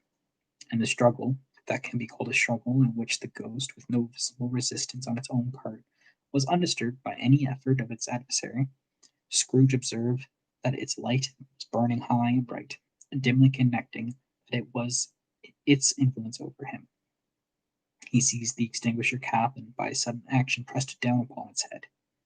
The spirit dropped beneath it so that the extinguisher covered its whole form. But though Scrooge pressed it down with all his force, he could not hide the light which streamed from under it in an unbroken flood upon the ground. He was conscious of being exhausted and overcome by an irresistible drowsiness, and further, of being in his own bedroom, gave the cap a parting squeeze, in which his hand relaxed and had barely time to reel to bed before he sank into a heavy sleep. That brings us to the next drawing. There's Scrooge being a weirdo. Or that's the ghost, I think. With all the light coming out. Yeah. And that brings us to stab 3, the second of the 3 spirits, and we're over halfway done. And about an hour and a half. Okay, so I'm thinking prob. Shouldn't even take another hour and a half. I think shorter than that. Awakening in the middle of a prodigiously tough snore, and sitting up in bed to get his thoughts together, Scrooge had no occasion to be told that the bell was again upon the stroke of 1. He felt that he was restored to consciousness in the right nick of time for the especial purpose of holding a conference with the second messenger dispatched to him through Jacob Marley's intervention. But finding that he turned uncomfortably cold when he began to wonder which of his curtains this new spectre would draw back, he put them every one aside with his own hands, and lying down again, established a sharp lookout all round the bed.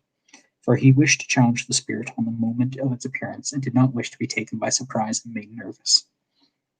Gentlemen of the free and easy sort, who plumb themselves on being acquainted with a move or two, and being unusually equal to the time of day, express the wide range of their capacity for adventure by observing that they are good for anything from pitch-toss to manslaughter, between which opposite extremes, no doubt, there lies a tolerably wide and comprehensive range of subjects.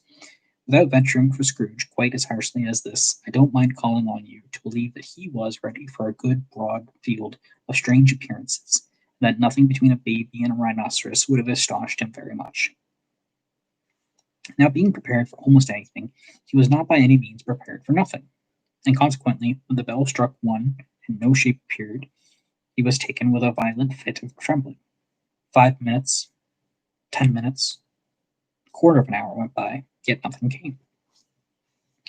All this time he lay upon his bed, the very core and center of a blaze of ruddy light which streamed upon it when the clock proclaimed the hour, and which, being only light, was more alarming than a dozen ghosts, as he was powerless to make out what it meant or would be at, and was sometimes apprehensive that he might be at that very moment an interesting case of spontaneous combustion, without having the consolation of knowing it. At last, however, he began to think, as you or I would have thought at first, that it was always the person not in the predicament who knows what ought to have been done in it, and would unquestionably have been done it too. At last, I say, he began to think that the source and secret of his ghostly light might be in the adjoining room, from whence, on further tracing, it seemed to shine. This idea taking full possession of his mind, he got up softly and shuffled in his slippers to the door. The moment Scrooge's hand was on the lock, a strange voice called by his name and bade him enter. He obeyed. It was his own room, there was no doubt about it. But it had undergone a surprising transformation. The walls and ceilings were so hung with living green that it looked a perfect grove, every part of which bright, gleaming berries glistened. The crisp leaves of holly, mistletoe, and ivy reflected back the light, as if so many little mirrors had been scattered there, and such a mighty blaze went roaring up the chimney, that dull certification of a hearth that he had never known in Scrooge's time, or Marley's, or for many and many a winter season gone.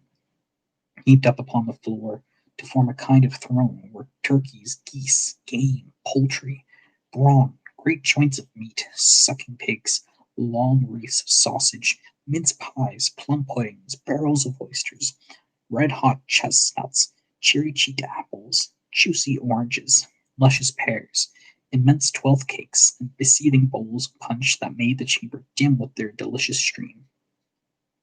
In easy stay upon his couch there sat a jolly giant, glorious to see, who bore a glowing torch in shape not unlike Plenty's horn, and held it up high up to shed its light on Scrooge as he came peeping around the door. "Come in!" exclaimed the ghost. "Come in, and know me better, man." Scrooge entered timidly, and hung his head before the spirit. He was not the dogged Scrooge he had been, and though its eyes were clear and kind, he did not like to meet them. "I am the ghost of Christmas present," said the spirit. "Look upon me." Scrooge reverently did so. It was clothed in one simple, deep green robe, or mantle, bordered with white fur. This garment hung so loosely on the figure that its capacious breast was bare, as if disdaining to be warded on concealing by any artifice. Its feet, observed beneath the ample floods of the garment, were also bare, and on its head it wore no other covering than a holly wreath set there, and there, shining icicles, its dark brown curls were long and free. Free is its genial face, its sparkling eyes, its open hand, its cheery voice, its unconstrained demeanor, and its joyous air. Girded round its middle was an antique scabbard, but no sword was in it, and the ancient sheath was eaten up with rust. And here is our next drawing. Ghost of Christmas Present.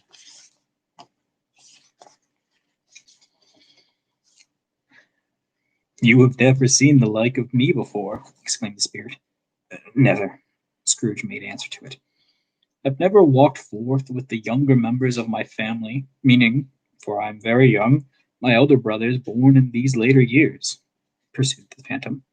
"I don't think I have," said Scrooge. "I'm afraid I have not. Have you had many brothers, spirit?" "More than 1,800, said the ghost. "A tremendous family to provide for," muttered Scrooge. Ghost of Christmas Present rose. "Spirit," said Scrooge submissively, "conduct me where you will. I went forth last night on compulsion, and I learnt a lesson which is working now. Tonight, if you have aught to teach me, let me profit by it." "Touch my robe." Scrooge did as he was told, and held it fast. Holly, mistletoe, red berries, ivy, turkeys, geese, game, poultry, brawn, meat, pigs, sausages, oysters, pies, puddings, fruit, and punch all vanished instantly. So did the room, the fire, the ruddy glow, the hour of night, and they stood in the city streets on Christmas morning, where, for the weather was severe, the people made a rough but brisk and not unpleasant kind of music, scraping the snow from the pavement in front of their dwellings, and from the top of their houses, whence it was mad delight to the boys to see it come plumping down into the road below, and splitting into artificial little snowstorms.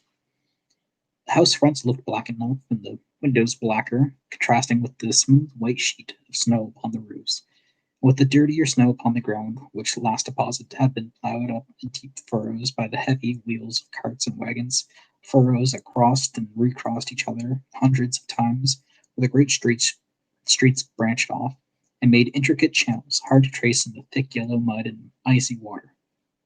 The sky was gloomy, and the shortest streets were choked up with a dingy mist, half thawed, half frozen, whose heavier particles descended into a shower of sooty atoms.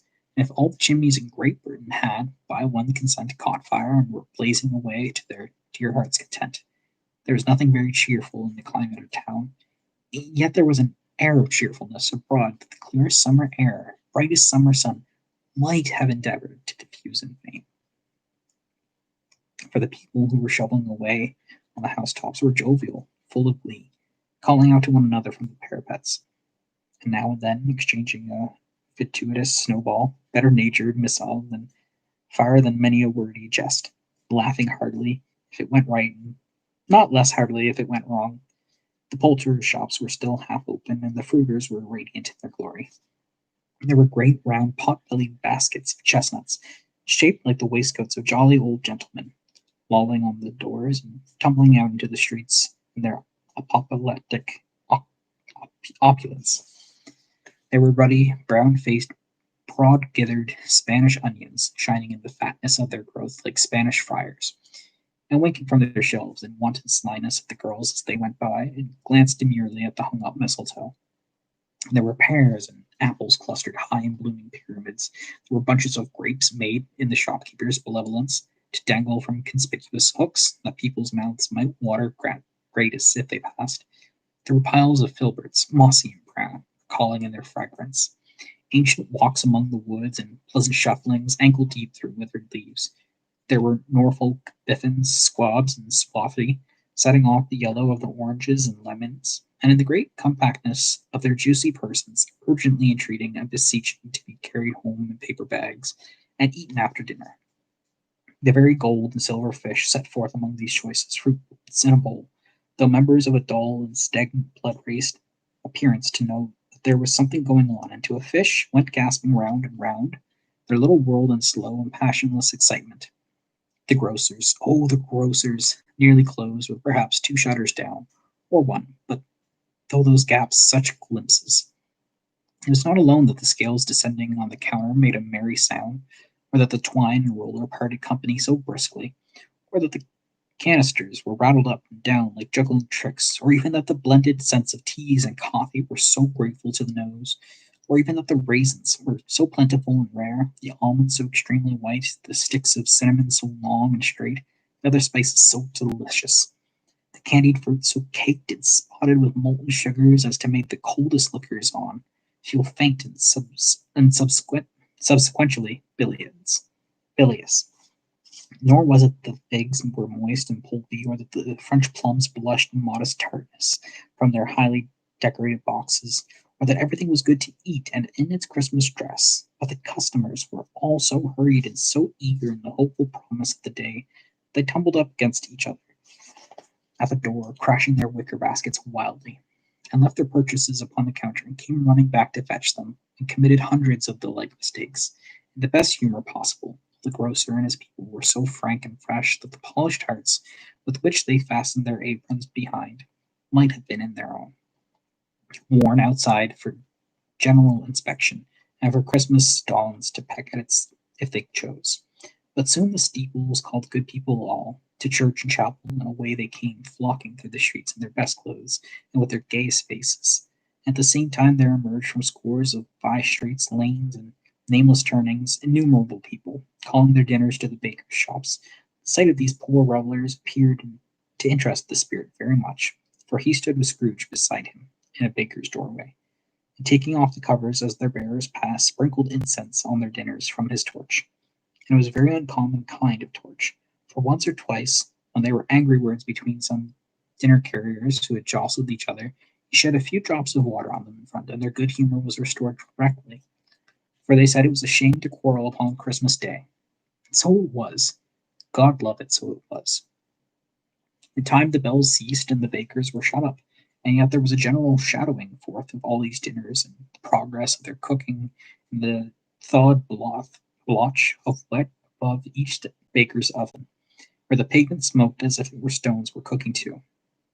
Is there a peculiar flavor in what you sprinkle? Oh, is there a peculiar flavor in what you sprinkle from your torch? Asked Scrooge. There is, my own. Would apply to any kind of dinner on this day? Asked Scrooge. To any kindly given, to a poor one most. Why to a poor one most? Asked Scrooge. Because it needs it most. Spirit, said Scrooge, after a moment's thought. I wonder you, of all the beings in the many worlds about us, should desire to cramp these people's opportunities of innocent enjoyment. Aye, cried the spirit. You would deprive them of their means of dining every seventh day, often the only day on which they can be said to dine at all, said Scrooge. Wouldn't you? Aye, cried the spirit. You seek to close these places on the seventh day, said Scrooge, and it comes to the same thing. I seek, exclaimed the spirit. Forgive me if I am wrong. It has been done in your name, or at least in that of your family, said Scrooge.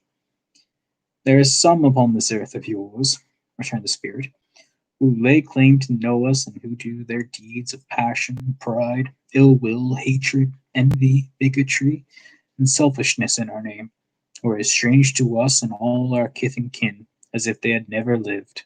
Remember that, and change their doings on themselves, not us.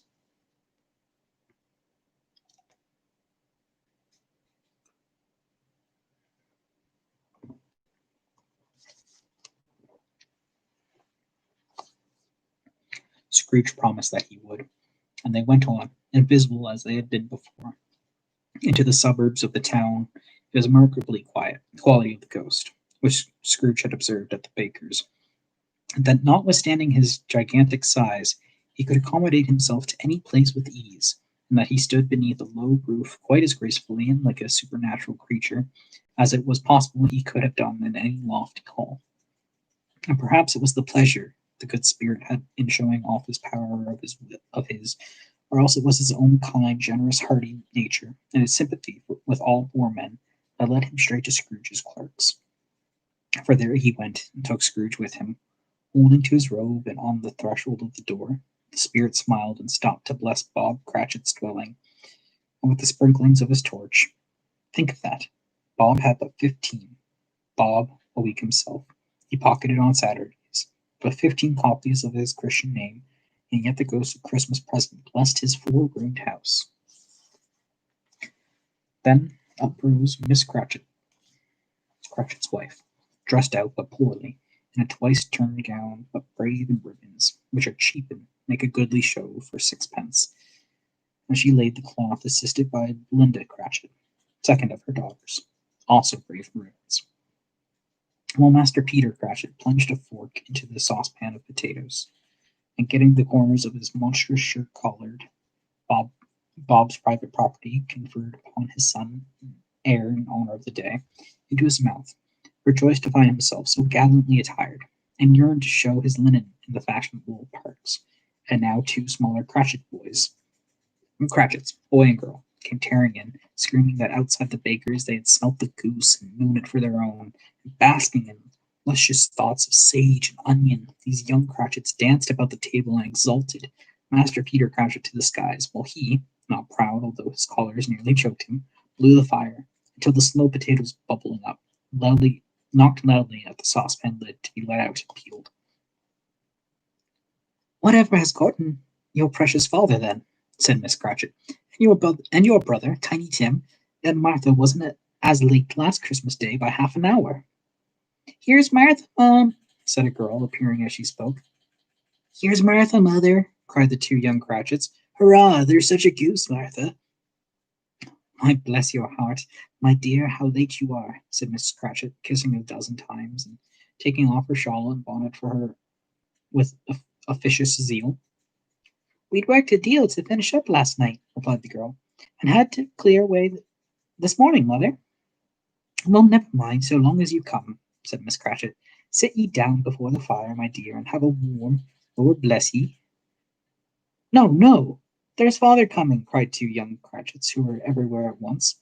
Hide, Martha, hide! So Martha hid herself.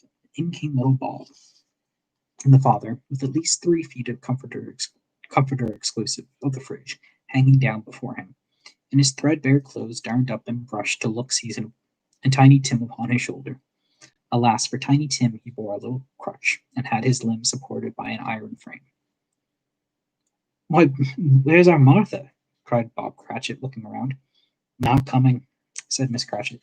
Not coming, said Bob, with a sudden declension, declension in the high spirits, for he had been Tim's blood horse all the way from church, and had come home rampant. Not coming upon Christmas Day. Martha didn't like to see him disappointed, if it were only in joke. So she came out prematurely from behind the closet and ran into his arms, while the two young Cratchits hustled Tiny Tim and bore him off the wash house. He might hear the pudding singing in the copper. And how did little Tim behave? Oh, and how did little Tim behave? Asked Miss Cratchit, when she rallied Bob on his credulity, and Bob had hugged his daughter to his heart's content. As good as gold, said Bob, and better. Somehow he gets more thoughtful sitting by himself so much and thinks the strangest things you ever heard. He told me, coming home, that he hoped the people saw him in the church because he was a cripple, and it might be pleasant to them to remember upon Christmas Day who made lame beggars walk and blind men see. Bob's voice was tremulous when he told them this, and trembled more when he said that Tiny Tim was growing strong and hearty. His active little crutch was heard upon the floor, and back came Tiny Tim before another word was spoken, escorted by his brothers and sister to a stool beside the fire, and while Bob, turning up his cuffs, as if, poor fellow, they were capable of being made more shabby, compounded some hot mixture in a jug with gin and lemons, and stirred it round and round, put it on the hob to simmer. Master Peter and the two ubiquitous young Cratchits went to fetch the goose, with which they soon returned in high precision. Such a bustle ensued that you might have thought a goose the rarest of all birds, a feathered premonition to which a black swan was a matter of course. And in truth, there was something very like it in that house. Miss Cratchit made the gravy ready beforehand in a little saucepan, hissing hot.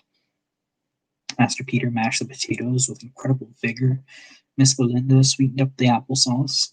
Martha dusted the hot plates.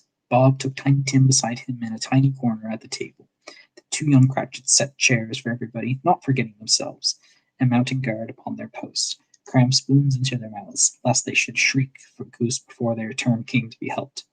At last the dishes were set on, and grace was said.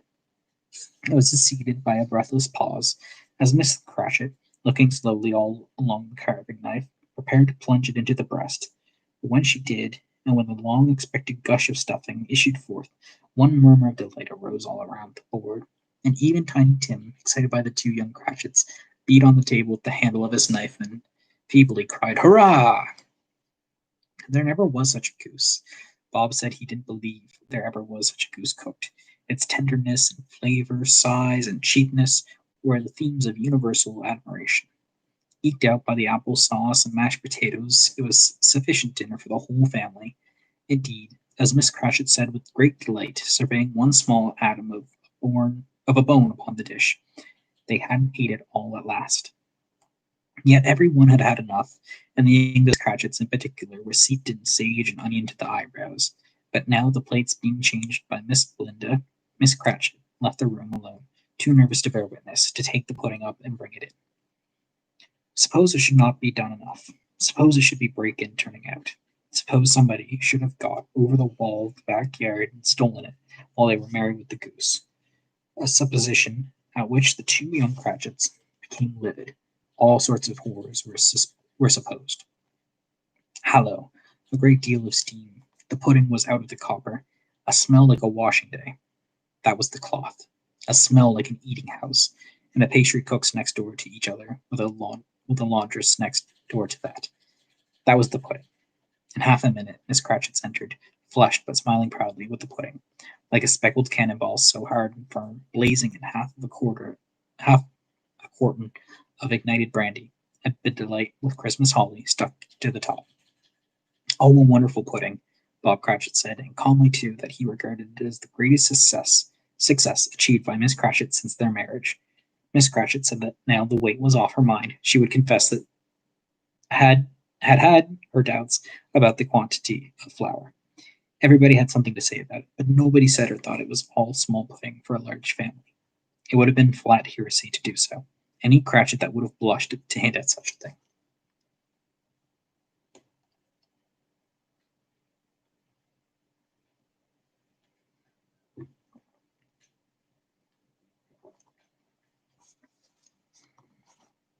At last the dinner was all done. The cloth was cleared, the hearth swept, and the fire made up. The compound in the jug being tasted and considered perfect, apples and oranges were put on the table, and a shovelful of chestnuts on the fire. Then all the Cratchit's family drew around the hearth, in what Bob Cratchit called a circle, meaning half of one, and at Bob Cratchit's elbow stood the family display of glass, 2 tumblers and a custard cup without a handle. These held the hot stuff from the jug, however, as well as golden goblets would have done, and Bob served it out of the beaming looks, while the chestnuts on the fire sputtered and cracked noisily. Then Bob proposed, "A Merry Christmas to all, my dears. God bless us," which all the family re-echoed. "God bless us, every ball." He sat very close to his father's side upon his little stool. Bob held his weathered little hand in his, as if he loved the child and wished to keep him by his side, and dreaded that he might be taken from him. "A spirit," said Scrooge, in an interest he had never felt before. "Tell me if Tiny Tim will live." I see a vacant seat," replied the ghost, "in the poor chimney corner, and a crutch without an owner, carefully preserved. If these shadows remain unaltered by the future, the child will die." "No, no," said Scrooge. "Oh, no, kind spirit! Say he will be spared." "If these shadows remain unaltered by the future, none other of my race," returned the ghost, "will find him here. What then, if he be like to die? He had better do it, and decrease the surplus population." Scrooge hung his head to hear his own words quoted by the spirit, and was overcome with penitence and grief. "Man," said the ghost, "if man you be in heart, not adamant forbear that wicked cant until you have discovered what the surplus is and where it is. Will you decide what men shall live, what men shall die? It may be that in the sight of heaven you are more worthless and less fit to live than millions like this poor man's child. Oh God, to hear the insect on the leaf pronouncing on the too much life among his hungry brothers in the dust." Scrooge bent before the ghost's rebuke, and trembling cast his eyes upon the ground, but he raised them speedily on hearing his own name. "Mr. Scrooge," said Bob. "I'll give you Mr. Scrooge, the founder of the feast." "The founder of the feast, indeed!" cried Miss Cratchit, reddening. "I wish I had him here. I'd give him a piece of my mind to feast upon, and I hope he had a good appetite for it." "My dear," said Bob, "the children, Christmas Day." "It should be Christmas Day, I am sure," said she, "on which one drinks the health of such an arduous, stingy, hard, unfeeling man as Scrooge. You know he is, Robert. Nobody knows it better than you do, poor fellow." "My dear," was Bob's mild answer, "Christmas Day." "I'll drink his health for your sake and the day's," said Miss Cratchit. "Not for his. Long life to him. A Merry Christmas and a Happy New Year. He'll be very merry and very happy, I have no doubt." The children drank the toast after her. It was the first of their proceedings which had no heartiness in it. Tiny Tim drank it last of all, but he didn't care 2 pence for it. Scrooge was the ogre of the family. The mention of his name cast a dark shadow on the party, which was not dispelled in full 5 minutes. After it had passed away, they were 10 times merrier than before, from the mere relief of Scrooge, the baleful, being done with. Bob Cratchit told them how he had a situation in his eye for Master Peter, which would bring it in, if obtained, full 5 and 6 pence weekly. The 2 young Cratchits laughed tremendously at the idea of Peter being a man of business, and Peter himself looked thoughtfully at the fire from between his collars, as if he were deliberating what particular investments he should favor when he came to the receipt of that bewildering income. Martha, who was a poor apprentice at a milliner's, then told them what kind of work she had to do, and how many hours she worked at a stretch, and how she meant to lie abed tomorrow morning for a good long rest. Tomorrow being a holiday, she passed at home. Also, how she had seen a countess and a lord some days before, and how the lord was much about as tall as Peter, at which Peter pulled up his collar so high that you couldn't have seen his head if you had been there. All this time the chestnuts and the jug went round and by they had a song about a lost child traveling in the snow from Tiny Tim, who had a plaintive little voice and sang it very well indeed. There was nothing of high marks in this. They were not a handsome family, they were not well dressed, their shoes were far from being waterproof, their clothes were scanty, and Peter might have known, and very likely did, the inside of a pawnbroker's. But they were happy, grateful, pleased with one another, and contented with the time. And when they faded and looked happier yet in the bright sprinklings of the spirit's torch at parting, Scrooge had his eye upon them, and especially on Tiny Tim, until the last. By this time it was getting dark and snowing pretty heavily, and as Scrooge and the spirit went along the streets, the brightness of the roaring fires and kitchens, parlors, and all sorts of rooms was wonderful. Here the flickering of the blaze showed preparations of a cozy dinner, with hot plates baking through and through before the fire, and deep red curtains, ready to be drawn to shut out cold and darkness. There all the children of the house were running out into the snow to meet their married sisters, brothers, cousins, uncles, aunts, and be the first to greet them. Here again were shadows on the window, blind of guests assembling, and there a group of handsome girls, all hooded and fur-booted, and all chattering at once, tripped lightly off to some near neighbor's house, where woe upon the single man who saw them enter, artful witches, well they knew it, in a glow. But if you had judged from the number of people on their way to friendly gatherings, you might have thought that no one was at home to give them welcome when they got there, instead of every house expecting company and piling up its fires half chimney high, blessing on it how the ghost exulted, how it bared its breadth of breast, and opened its captious palm, and floated on, outpouring with a generous hand its bright and harmless mirth on everything within its reach. And the very lamplighter who ran on before, dotting the dusky street with specks of light, who was dressed to spend the evening somewhere, laughed out loudly as the spirits passed, though little knew the lamplighter that he had any company but Christmas. And now, without a word of warning from the ghost, they stood upon a bleak and desert moor, where monstrous masses of rude stone were cast about it as though they were a burial place of giants. And water spread itself wheresoever it listed, or would have done so, but the frost that held it prisoner, and nothing grew but moss and furze, and coarse rank grass. Down in the west, the setting sun had left a stake of fiery red, which glared upon the desolation for an instant like a sullen eye, and frowning lower yet, was lost in the thick gloom of darkest night. "What place is this?" asked Scrooge. "The place where miners live, who labor in the bowels of the earth," returned the spirit. "But they know me. See?" A light shone from the window of a hut, and swiftly they advanced towards it. Passing through the wall of mud and stone, they found a cheerful company assembled around a glowing fire. An old man and woman with their children, their children's children, and another generation beyond that, all decked out gaily in their holiday attires. The old man, in a voice that seldom rose above the howling of the wind upon the barren waste, was singing them a Christmas song. It had been a very old song when he was a boy, and from time to time they all joined in the chorus. So surely as they raised their voices, the old man got quite blithe and loud, and so surely as they stopped, his vigor sank again. The spirit did not tarry here, but bade Scrooge hold his robe, and passing on above the moor, sped whither? Not to see.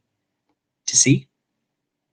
To Scrooge's horror, looking back, he saw the last of the land, a frightful range of rocks behind him, and his ears were deafened by the thundering of water, as it rolled and roared and raged among the dreadful caverns it had worn, fiercely tried to undermine the earth. Built upon a dismal reef of sunken rocks, some league or some from shore, on which the waters chafed and dashed, and the wild year through, they stood a solitary lighthouse. Great heaps of seaweed clung to its base, and storm birds, born of the wind, one might suppose, as seaweed of the water, rose and fell about it like the waves they skimmed. But even here, two men watched the light had made a fire, and that through the loophole, through the thick stone wall, shed out a ray of brightness on the awful sea. Joining their horny hands over the rough table at which they sat, they wished each other Merry Christmas in their can of grog. And one of them, the elder two, with his face all damaged and scarred with hard weather as the figurehead of an old ship might be, struck up a sturdy song that was like a gale in itself. Again the ghost sped on, above the black and heaving sea, on, until being far away, as he told Scrooge from any shore they lighted on a ship, they stood beside the helmsman at the wheel, the low out at the bow, the officers who had the watch, dark ghostly figures in their several stations, but every man among them hummed a Christmas tune, or had a Christmas thought, or spoke below his breath of his companion some bygone Christmas day, with homeward hopes belonging to it, and every man on board, waking or sleeping, good or bad, had a kinder word for another on that day than on any other day of the year, and had shared to some extent in its festivities, and had remembered those he cared for at a distance, and had known that they pleaded to remember him. It was a great surprise to Scrooge, listening to the moaning of the wind and thinking what a solemn thing it was to move on through the lonely darkness over an unknown abyss. Those depths were secrets as profound as death. It was a great surprise to Scrooge, while thus engaged, to hear a hearty laugh. It was a much greater surprise to Scrooge to recognize it as his own nephew's, and to find himself in a bright day, a bright, dry, gleaming room, with the Spirit standing smiling by his side, looking at the same nephew with approving affability. "Ha ha ha!" laughed Scrooge's nephew. "Ha ha ha! If you should happen, by any unlikely chance, to know a man more blessed in a laugh than Scrooge's nephew, all I can say is, I should like to know him too. Introduce me to him, and I'll cultivate his acquaintance.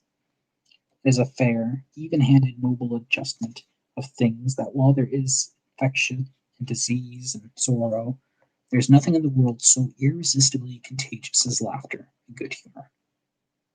When Scrooge's nephew laughed in this way, holding his sides, rolling his head, and twisting his face into the most extravagant contortions, Scrooge's niece by marriage laughed as heartily as he, and their assembled friends, being not a bit behind, roared out lustily, "Ha ha! Ha ha ha ha! He said that Christmas was a humbug, and as I live," cried Scrooge's nephew, "he believed it too." "More shame for him, Fred," said Scrooge's niece indignantly. "Bless those women! They never do anything by halves. They are always in earnest." She was pretty, exceedingly pretty, with a dimpled, surprised-looking, capital face, a ripe little mouth that seemed made to be kissed, as no doubt it was, all kinds of good little dots about her chin that melted into one another when she laughed, and the sunniest pairs of eyes you ever saw in any little creature's head. Altogether, she was what you would have called provoking. But satisfactory too. Oh, perfectly satisfactory. "He's a comical old fellow," said Scrooge's nephew. "That's the truth, and not so pleasant as he might be. However, his offences carry his own punishment, and I have nothing to say against him." "I'm sure he is very rich, Fred," hinted Scrooge's niece. "At least, you always tell me so." "What of that, my dear?" said Scrooge's nephew. "His wealth is of no use to him. He don't do any good with it. He don't make himself comfortable with it. He hasn't the satisfaction of thinking that he is ever going to benefit us with it." "I have no patience with him," observed Scrooge's niece. Scrooge's niece's sister and all the other ladies expressed the same opinion. "Oh, I have," said Scrooge's nephew. "I am sorry for him. I couldn't be angry with him as if I tried. Who suffers by his ill whims? Himself, always. Here he takes it into his head to dislike us, and he won't come and dine with us. What's the consequence? He don't lose much a dinner." "Indeed, I think he loses very good dinner," interrupted Scrooge's niece. Everybody else said the same, and they must be allowed to have been competent judges because they had just had dinner, and with the dessert upon the table were clustered round the fire by lamplight. "Well, I'm very glad to hear it," said Scrooge's nephew, "because I haven't any great faith in these young housekeepers. What do you say, Topper?" Topper had clearly got the eye upon one of Scrooge's sisters, for he answered that a bachelor was a wretched outcast who had no right to express an opinion on the subject. Whereat Scrooge's niece's sister, the plump one with the lace tucker, Not the one with the roses, blushed. Do go on, Fred, said Scrooge's niece, clapping her hands. He never finishes what he begins to say. He's such a ridiculous fellow. Scrooge's nephew rowelled in another laugh, and as it was impossible to keep the infection off, though the plump sister tried hard to do it with a romantic vigor, his example was anonymously followed. I was only going to say, said Scrooge's nephew, that the consequence of his taking a dislike to us and not making merry with us is, as I think, that he loses some pleasant moments, which could do him no harm. I'm sure he loses pleasanter companions than he can find in his own thoughts, either in his moldy old office or his dusty chambers. I mean, give him the same chance every year, whether he likes it or not, for I pity him. He may rail at Christmas till he dies, but he can't help thinking better of it. I defy him. If he finds me going there in good temper, year after year, and saying, Uncle Scrooge, how are you? If it only puts him into vein to leave his poor clerk £50, that's something, and I think I shook him yesterday. It was their turn to laugh now at the notion of his shaking Scrooge. But being thoroughly good-natured and not much caring what they laughed at, so that they laughed at any rate, he encouraged them in their merriment and passed the bottle joyously. After tea, they had some music, for they were a musical family, and knew what it were about when they sung a glee or catch, I can assure you. Especially Topper, who could growl away in the bass like a good one, and never swell the large veins in his forehead or get red in the face over it. Scrooge's niece played well upon the harp, and played among other tunes a simple little air, a mere nothing. You might learn to whistle if it in 2 minutes, which had been familiar to the child who fetched Scrooge from the boarding school, as he had been reminded by the ghost of Christmas past. When a strain of music sounded all the things that ghost had shown him came upon his mind, he softened more and more, and thought that if he could have listened to it often, years ago, he might have cultivated the kindness of life for his own happiness with his own hands, without resorting to the sexton spade that buried Jacob Marley. But they didn't devote the whole evening to music. After a while, they played at forfeits, for it is good to be children sometimes, and never better than at Christmas, when its mighty founder was a child himself. Stop. There was first a game at Blind Man's Buff. Of course there was. And I no more believe Topper was really blind than I believe he had eyes in his boots. My opinion is that it was done thing between him and Scrooge's nephew, and that the ghost of Christmas present knew it. The way he went after the plump sister and the lace tucker was an outrage on the credulity of human nature. Knocking down the fire irons, tumbling over the chairs, bumping up against the piano, smothering himself among the curtains wherever she went, there he went. There went he. He always knew where the plump sister was. He wouldn't catch anybody else. If you had fallen up against him, as some of them did, and stood there, he would have made a feint of endeavoring to seize you, which could have been an affront to your understanding. He would instantly have sighted off in the direction of the plump sister. She often cried out that it wasn't fair, and it really was not. But when at last he caught her, when in spite of all her silken rustlings and her rapid flutterings past him, he got into a corner whence there was no escape, then his conduct was the most acceptable. For his pretending not to know her, his pretending that it was necessary to touch her headdress, and further to assure himself of her identity by pressing a certain ring upon her finger, and a certain chain about her neck, was vile, monstrous. No doubt she told him her opinion of it, when another blind man, being in office, they were so confidently together behind the curtains. Scrooge's niece was not one of the blind man's buff party, but was made comfortable with a large chair and a footstool in a snug corner, where the ghost and Scrooge were close behind her. But she joined in the forfeits and loved her love to an admiration with all letters of the alphabet. Likewise, at the game of how, when, and where, she was very great, to the secret joy in Scrooge's nephew, beat her sister's hollow. Though they were sharp girls too, as Topper could have told you. There might have been 20 people there, young and old, but they all played, and so did Scrooge, for wholly unforgetting in the interest he had in what was going on, that his voice made no sound in their ears. He sometimes came out his guess quite loud, and very often guessed right too. For the sharpest needle best, Whitechapel, warranted not to cut in the eye, was not sharper than Scrooge, blunt as he took it to his head to be. The ghost was greatly pleased to find him in this mood, and looked upon him with such favor that he begged like a boy to be allowed to stay until the guest departed. But this, the spirit said, could not be done. Here is a new game, said Scrooge. 1 half-hour, Spirit, only one. It was a game called Yes and No, where Scrooge's nephew had to think of something, and the rest must find out what it was, he only answering to their questions, yes or no, as the case was. The brisk fire of questioning to which he was exposed elicited from him that he was thinking of an animal, a live animal, rather a disagreeable animal, a savage animal, an animal that growled and grunted sometimes and talked sometimes and lived in London and walked about the streets and wasn't made a show of and wasn't led by anybody and didn't live in a menagerie, was never killed in a market, was not a horse or an ass or a cow or a bull or a tiger or a dog or a pig or a cat or a bear. And at every fresh question that was put to him, this nephew burst into a fresh roar of laughter and was so inexplicably tickled that he was obliged to get up off the sofa and stamp. At last, the plump sister, falling into a similar taste, cried out, I have found it. I know what it is, Fred. I know what it is. What is it? Cried Fred. It's your Uncle Scrooge, which it certainly was. Admiration was the universal sentiment, though some objected to the reply of, is it a bear? Ought to have been yes, inasmuch as an answer in the negative was sufficient to have diverted their thoughts from Mr. Scrooge, supposing they had had every tendency that way. He has given us plenty of merriment, I am sure, said Fred, and it would be ungrateful not to drink to his health. Here's a glass of mulled wine ready at our hand at the moment, and I say Uncle Scrooge. Well, Uncle Scrooge, they cried. A Merry Christmas and a Happy New Year to the old man, whatever he is, said Scrooge's nephew. He wouldn't take it from me, but may he have it none the less. Uncle Scrooge. Uncle Scrooge had imperceptibly become so gay at the light of heart that he would have pledged the unconscious company in return, and thanked them in an inaudible speech, if the ghost had given him time. But the whole scene passed off of the last spoken word by his nephew, and he and the spirit were again upon their travels. Much they saw and far they went, and many homes they visited, but always with a happy end.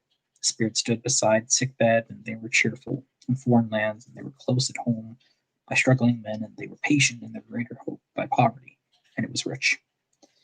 In almshouse, hospital, in jail, in misery's every refuge, where a vain man in his little brief authority had not made fast and door and barred the spirit out, he left his blessing and taught Scrooge his precepts. It was a long night, if it were only at night. But Scrooge had his doubts of this because the Christmas holiday appeared to be condensed into the space of time they passed together. It was strange, too, that while Scrooge remained unaltered in his outward form, the ghost grew older, clearly older. Scrooge had observed this change, but never spoke of it, until they left the children's 12th night party, when, looking at the spirit as they stood together in an open place, he noticed that its hair was grey. Ah, spirit's life so short? Asked Scrooge. My life upon this globe is very brief, replied the ghost. It ends tonight. Tonight? Cried Scrooge. Tonight at midnight. Hark, the time is drawing near.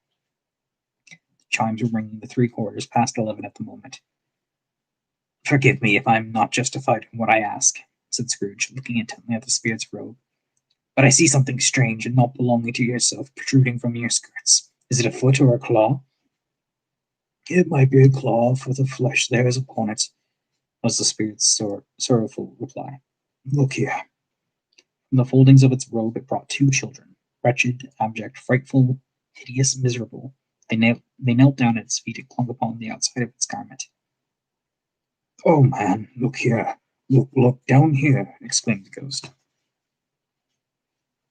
They were a boy and a girl, yellow, meager, ragged, scowling, wolfish, but prostrate too, in their humility. Where graceful youth should have filled their features out, touched them with its freshest tints, a stale and shriveled hand, like that of age, had pinched and twisted them and pulled them into shreds. Where angels might have sat throned, devils lurked and glared out menacingly. No change, no degradation, no perversion of humanity in any grade, though all the mysteries of wonderful creation has monsters half so horrible and dread. Scrooge started back appalled, having them shown to him in his way. He tried to say they were fine children, but the words choked themselves rather than be parties to a lie of such enormous magnitude. Spirit, are they yours?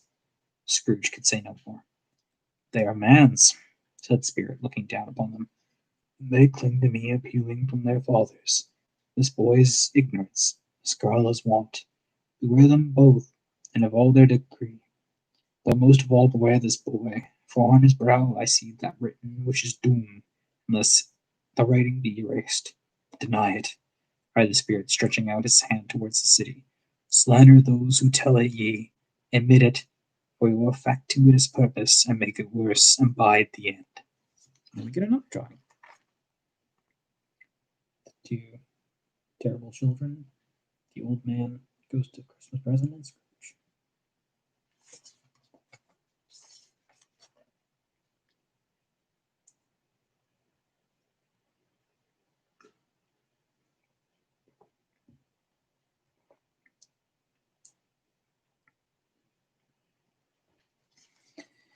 Have they no refuge or resource?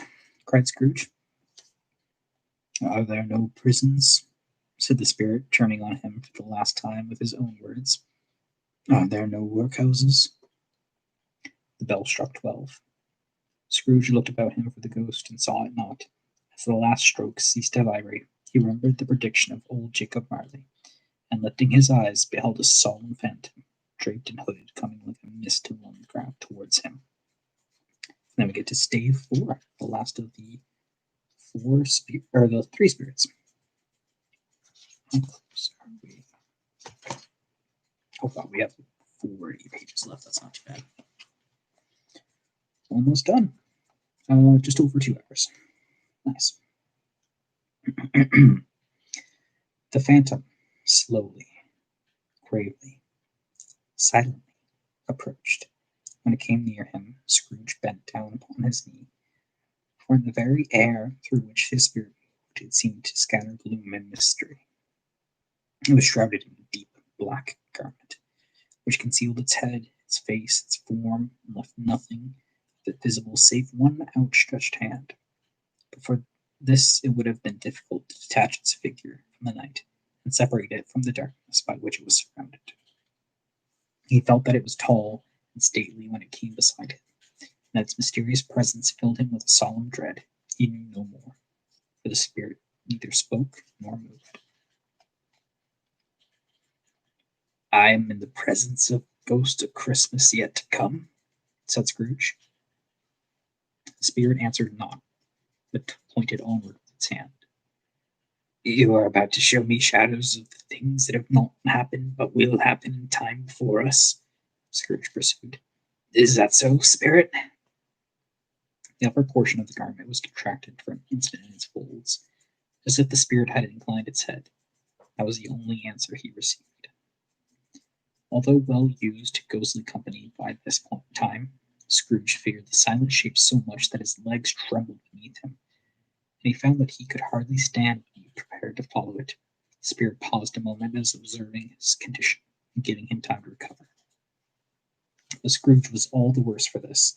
It thrilled him with a vague, uncertain horror to know that behind the dusky shroud there were ghostly eyes intently fixed upon him, while he, though he stretched his own to the utmost, could see nothing but a spectral hand and one great heap of black. Ghost of the future, he exclaimed.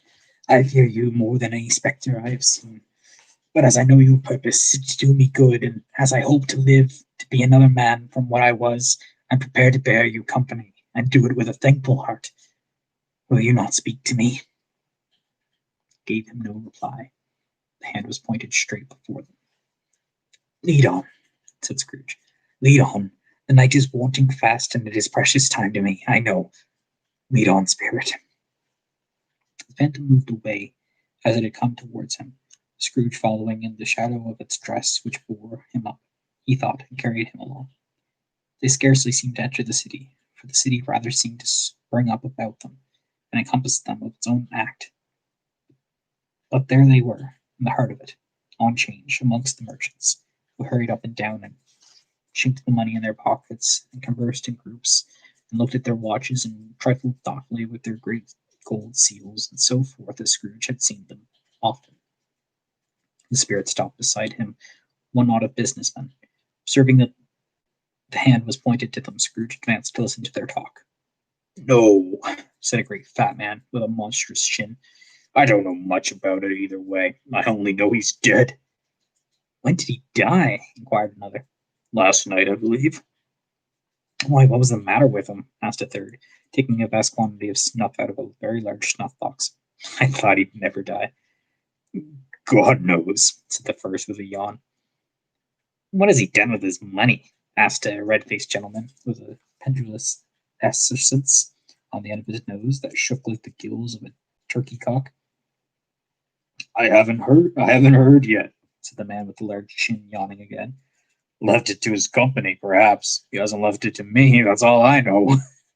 This pleasantry was received with a general laugh. It's likely he found a cheap funeral, said the same speaker. For upon my life, I don't know of anybody to go to it. Suppose we make up a party and volunteer? I don't mind going if lunch is provided, observed the gentleman with the excellence on his nose. But I must be fed if I make one. Another laugh. Oh, well, I am the most disinterested among you, after all, said the first speaker. For I never wear black gloves and I never eat lunch, but I'll offer to go if anybody else will. When I come to think of it, I'm not at all sure that I wasn't his most particular friend, for we used to stop and speak whenever we met. Bye-bye. Speakers and listeners strolled away and mixed with other groups. Scrooge knew the men and looked towards the spirit for an explanation. The phantom glided on into the street. His finger pointed to two persons meeting. Scrooge listened again, thinking that the explanation might lie here. He knew these men also perfectly. They were men of business, very wealthy, and of great importance. He had made a point of always standing well in their esteem in a business point of view. That is, strictly in a business point of view. How are you? Said one. How are you? Returned the other. Well, said the first. Old Scratch has got his own at last, eh? So I am told, returned the second. Cold, isn't it? Seasonable for Christmas time. You're not a skater, I suppose. No, something else to think of. Good morning. Not another word. That was their meeting, their conversation, and their parting. Scrooge was at first inclined to be surprised that the spirit should attach importance to conversations apparently so trivial. But feeling assured that they must have some hidden purpose, he set himself to consider what it was likely to be. They could scarcely be supposed to have any bearing on the death of Jacob, his old partner, for that was past, and this ghost providence was the future. Nor could he think of anyone immediately connected with himself to whom he could apply them, but nothing doubting that to whomsoever they applied, they had some latent moral for his own improvement. He resolved to treasure up every word he heard and everything he saw, and especially to observe the shadow of himself when it appeared, for he had an expectation that the conduct of his future self would give him the clue he missed, and would render the solution of these riddles easily. He looked about in that very place for his own image, but another man stood in his accustomed corner, and though the clock pointed out its usual time of day for being there, he saw no likeness of himself among the multitudes that poured in through the porch. It gave him little surprise, however, for he had been revolving in his mind of a change of life, and hoped he saw his new-born resolutions carried out in this. Quiet and dark, beside himself the phantom with its outstretched hand. When he roused himself from his thoughtful quest, he fancied from the turn of the hand the situation in reference to himself. The unseen eyes were looking at him keenly, and made him shudder, feel very cold. They left the busy scene and went into an obscure part of town where Scrooge had never penetrated before, although he recognized its situation and its bad repute. The ways were foul and narrow, the shops and houses wretched, the people half naked, drunken, slipshod, ugly, alleys and archways like so many cesspools disgorged their offences of smell and dirt and life upon the staggering streets, and the whole quarter reeked with chime, with filth and misery. Far in the den of an infamous resort there was a low-browed, beetling shop, below a penthouse roof, where iron, old rags, bottles, bones, and greasy offal were bought. Upon the floor within were piled up heaps of rusty keys, nails, chains, hinges, files, scales, weights, and profuse iron of all kinds. Secrets that few would like to scrutinize were bred and hidden in mountains of unseemly rags, masses of corrupted fat, and sepulches of bones. Sitting in among the wares he dealt in by a charcoal stove made of old bricks was a gray-haired rascal, nearly 70 years of age, who had screened himself with the cold air without by a frowsy curtaining of miscellaneous tatters hung upon a line, and smoked his pipe in all the luxury of calm retirement. Scrooge and the phantoms came into the presence of this man, just as a woman with a heavy bundle slunk into the shop. But she had scarcely entered when another woman, similarly laden, came in too. She was closely followed by a man in faded black, who was no less startled by the sight of them than they had been upon the recognition of each other. After a short period of blank astonishment in which the old man with the pipe had joined them, they all three burst into a laugh. "Let the charwoman alone to be the first," cried she who had entered first. "Let the laundress alone to be the second. Let the undertaker's man alone to be the third. Look here, old Joe, here's a chance, if we haven't all three met here without meaning it." "You could have met in a better place," said old Joe, removing his pipe from his mouth. "Come into the parlor. You were made free of it long ago, you know, and the other two ain't strangers. Stop till I shut the door of the shop. Ah, how it screeches. There ain't a rusty bit of metal in this place as its own hinges, I believe, and I'm sure there's no old bones here as mine. Ha ha! We're all suitable to our calling. We're well matched. Come into the parlor. Come into the parlor." The parlor was the space behind the screen of rags. The old man raked the fire together with an old stair rod, and having trimmed his smoky lamp, for it was night, was the stem of his pipe, put it in his mouth again. While he did this, the woman who had already spoken threw her bundle on the floor and sat down in a flaunting manner on a stool, crossing her elbows on her knees and looking with a bold defiance at the other two. "What odds, then? What odds, Miss Stilber?" said the woman. "Every person has a right to take care of themselves. He always did." "That's true indeed," said the laundress. "No man no more so."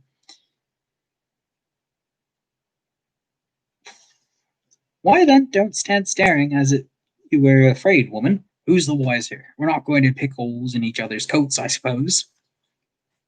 "No, indeed," said Miss Dilber and the man together. "We shouldn't hope not." "Very well, then," cried the woman. "That's enough. Who's worse for the loss of a few things like these? Not a dead man, I suppose." "No, indeed," said Miss Dilber, laughing. "If you wanted to keep him after he was dead, a wicked old If he wanted to keep him after he was dead, a wicked old screw," pursued the woman, "why wasn't he natural in his life? If he had been, he'd have had somebody to look after him when he was struck with death, instead of lying gasping out his last there alone by himself." "It's the truest word that ever was spoken," said Miss Strober. "It's a judgment on him." "I wish it was a little heavier judgment," replied the woman, "and it should have been. You may depend upon it, if I could have laid my hands on anything else. Open that bundle, old Joe. Let me know the value of it. Speak out plain. I'm not afraid to be the first, nor afraid for them to see it. We know pretty well that we were helping ourselves before we met here, I believe. It's no sin. Open the bundle, Joe." But the gallantry of her friends would not allow this, and the man in faded black, mounting the breach first, produced his plunder. It was not extensive: a seal or two, a pencil case, a pair of sleeve buttons, and a brooch of no great value were all. They were severally examined, and when he found there was nothing more to come. "That's your account," said Joe. "I wouldn't give you another sixpence if I was to be boiled for not doing it. Who's next?" Miss Dilbert was next. Sheets and towels, a little wearing apparel, 2 old-fashioned silver teaspoons, a pair of sugar tongs, and a few boots. Her account was dated on the wall in the same manner. "I always give too much to ladies. It's a weakness of mine, and that's the way I ruin myself," said old Joe. "That's your account. If you asked me for another penny and made it an open question, I'd repent for being so liberal, and knock off half a crown." "And now undo my bundle, Joe," said the first woman.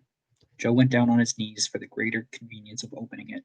Having unfastened a great many knots, dragged out a large and heavy roll of some dark stuff. "What do you call this?" said Joe. "Bed curtains." "Ah," returned the woman, laughing and leaning forward on her crossed arms. "Bed curtains." "You don't mean to say you took them down, rings and all, with him lying there?" said Joe. "Yes, I do," replied the woman. "Why not?" "You were born to make your fortune," said Joe, "and you'll certainly do it." I certainly shan't hold my hand when I can get anything in it by reaching it out, in the sake of such a man as he was, I promise you, Joe, returned the woman coolly. Don't drop that oil upon the blankets now. His blankets? Asked Joe. What else do you think? Replied the woman. He's unlikely to take cold without him, I dare say. I hope he didn't die of anything catching, eh? Said old Joe, stopping in his work and looking up. Don't you be afraid of that, returned the woman. I ain't so fond of his company that I'd loiter about him from such things if he did. You look through his shirt till your eyes ache, and you won't be able to find a hole nor a threadbare piece. It's the best he had, and a fine one too. They'd have wasted it if it hadn't been for me. What do you call wasting of it? Asked old Joe. Putting it on him to be buried, then, to be sure, replied the woman with a laugh. Somebody was fool enough to do it, but I took it off again. If calico ain't good enough for such a purpose, it ain't good enough for anything. It's quite as becoming to the body. He can't look uglier than he did in that one. Scrooge listened to this dialogue in horror. As they sat grouped about their spoils in the scanty light afforded by the old man's lamp, he viewed them with a disdain and disgust which could hardly have been greater, though they had been obscene demons marketing the corpse itself. Ha ha! Laughed the same woman when old Joe, producing a flannel bag with money in it, told out their several gains upon the ground. This is the end of it, you see. He frightened every one away from him when he was alive to profit us when he was dead. Spirit, said Scrooge, shuddering from head to foot. I see. The case of this unhappy man might be my own. My life tends that way now. Merciful heaven, what is this?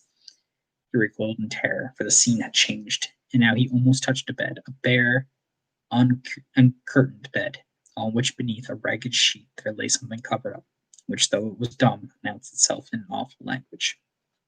The room was very dark, too dark to be observed with any accuracy, though Scrooge glanced around it in obedience and a simple impulse, anxious to know what kind of room it was. A pale light rising in the outer air fell straight into the bed, and on it, plundered and barefoot, unwatched, unkept, unwept, uncared for, was the body of this man. Scrooge glanced towards the phantom. Its steady hand was pointed to the head. The cover was so carelessly adjusted that, in the slightest raising of it, the motion of the thinker upon Scrooge's part would have disclosed the face. He thought of it, felt how easy it would be to do, and longed to do it, but had no more power to withdraw the veil than to dismiss the spectre at his side. Oh, cold, rigid, dreadful death, set up thine altar here, and dress it with such terrors as thou hast at thy command, for this is thy dominion. But of the loved, revered, and honored heed, thou canst not turn one hair of thy dread purpose, or make one feature odious. It is not that the hand is heavy and will fall down when released. It is not that the heart and pulse are still, but that the hand was open, generous, and true. The heart brave, warm, and tender, and the pulse a man's. Strike, shadow, strike, and see his good deeds springing from the wound to sow the world with life immortal. No voice pronounced these words in Scrooge's ears, yet he heard them when he looked upon the bed. He thought if this man could be raised up now, what would be his foremost thought? Avarice? Hard dealing? Gripping cares? They brought him to a rich end truly. He lay in the dark, empty house, with not a man, woman, or child to say he was kind to me, and this or that. For the memory of one kind word, I will be kind to him.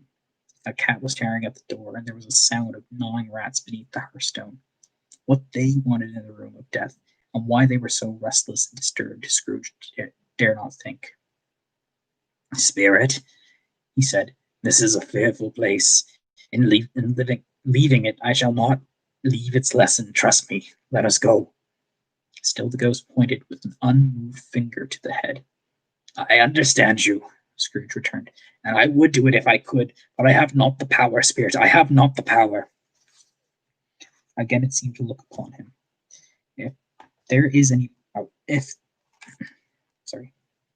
If there is any person in the town who feels emotion caused by this man's death, said Scrooge, quite agonized, show that person to me, Spirit, I beseech you.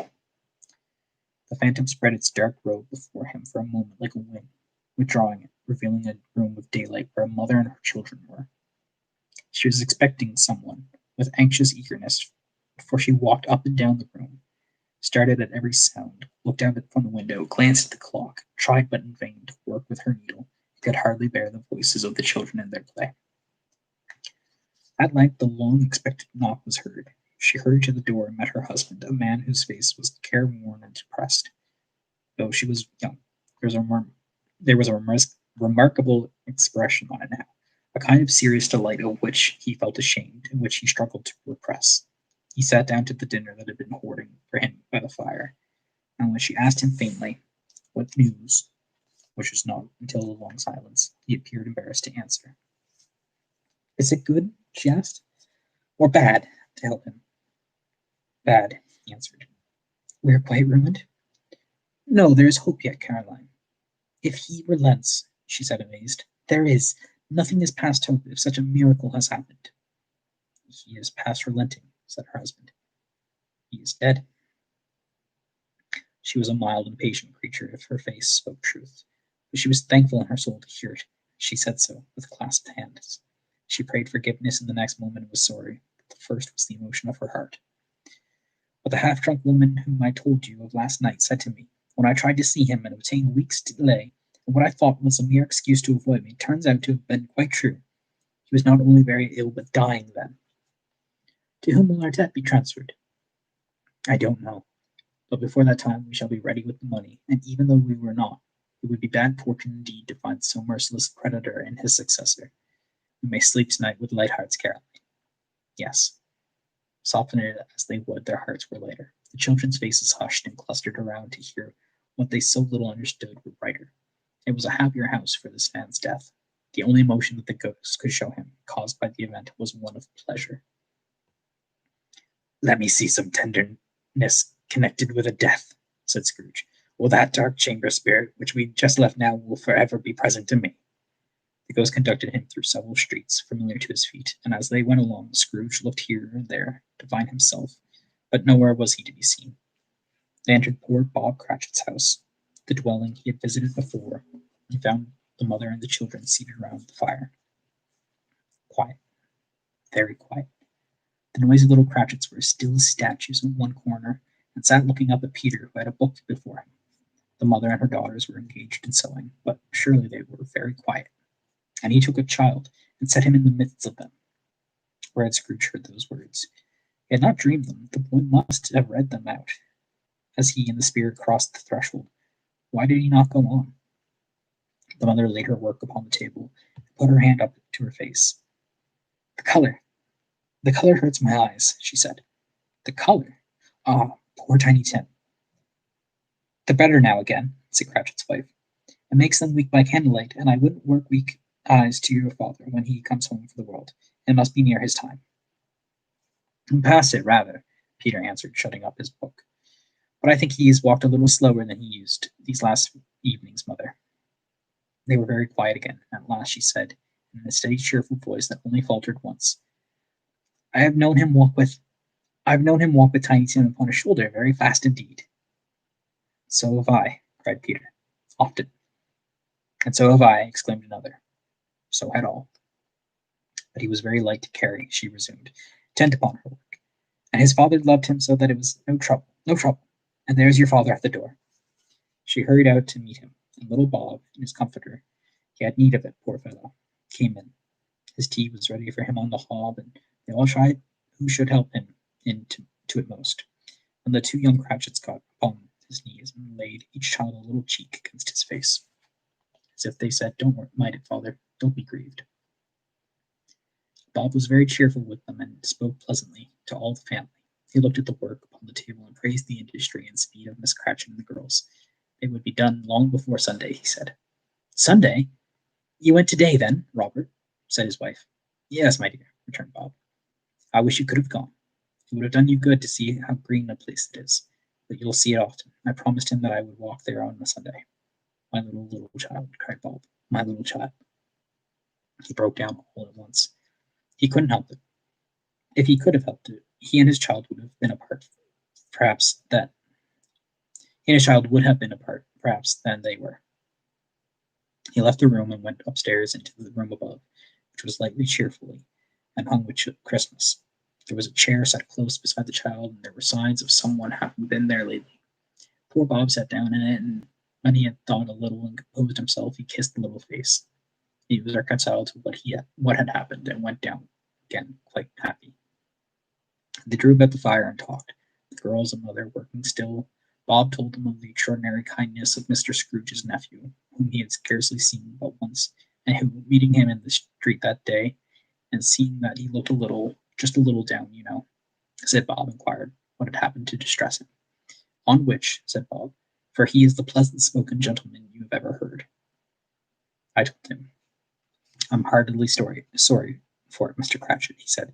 Heartily sorry for your good wife. By the by, how he ever knew that, I don't know. Knew what, my dear? Why, that you were a good wife, replied Bob. Everybody knows that, said Peter. Very well observed, my boy, cried Bob. I hope they do.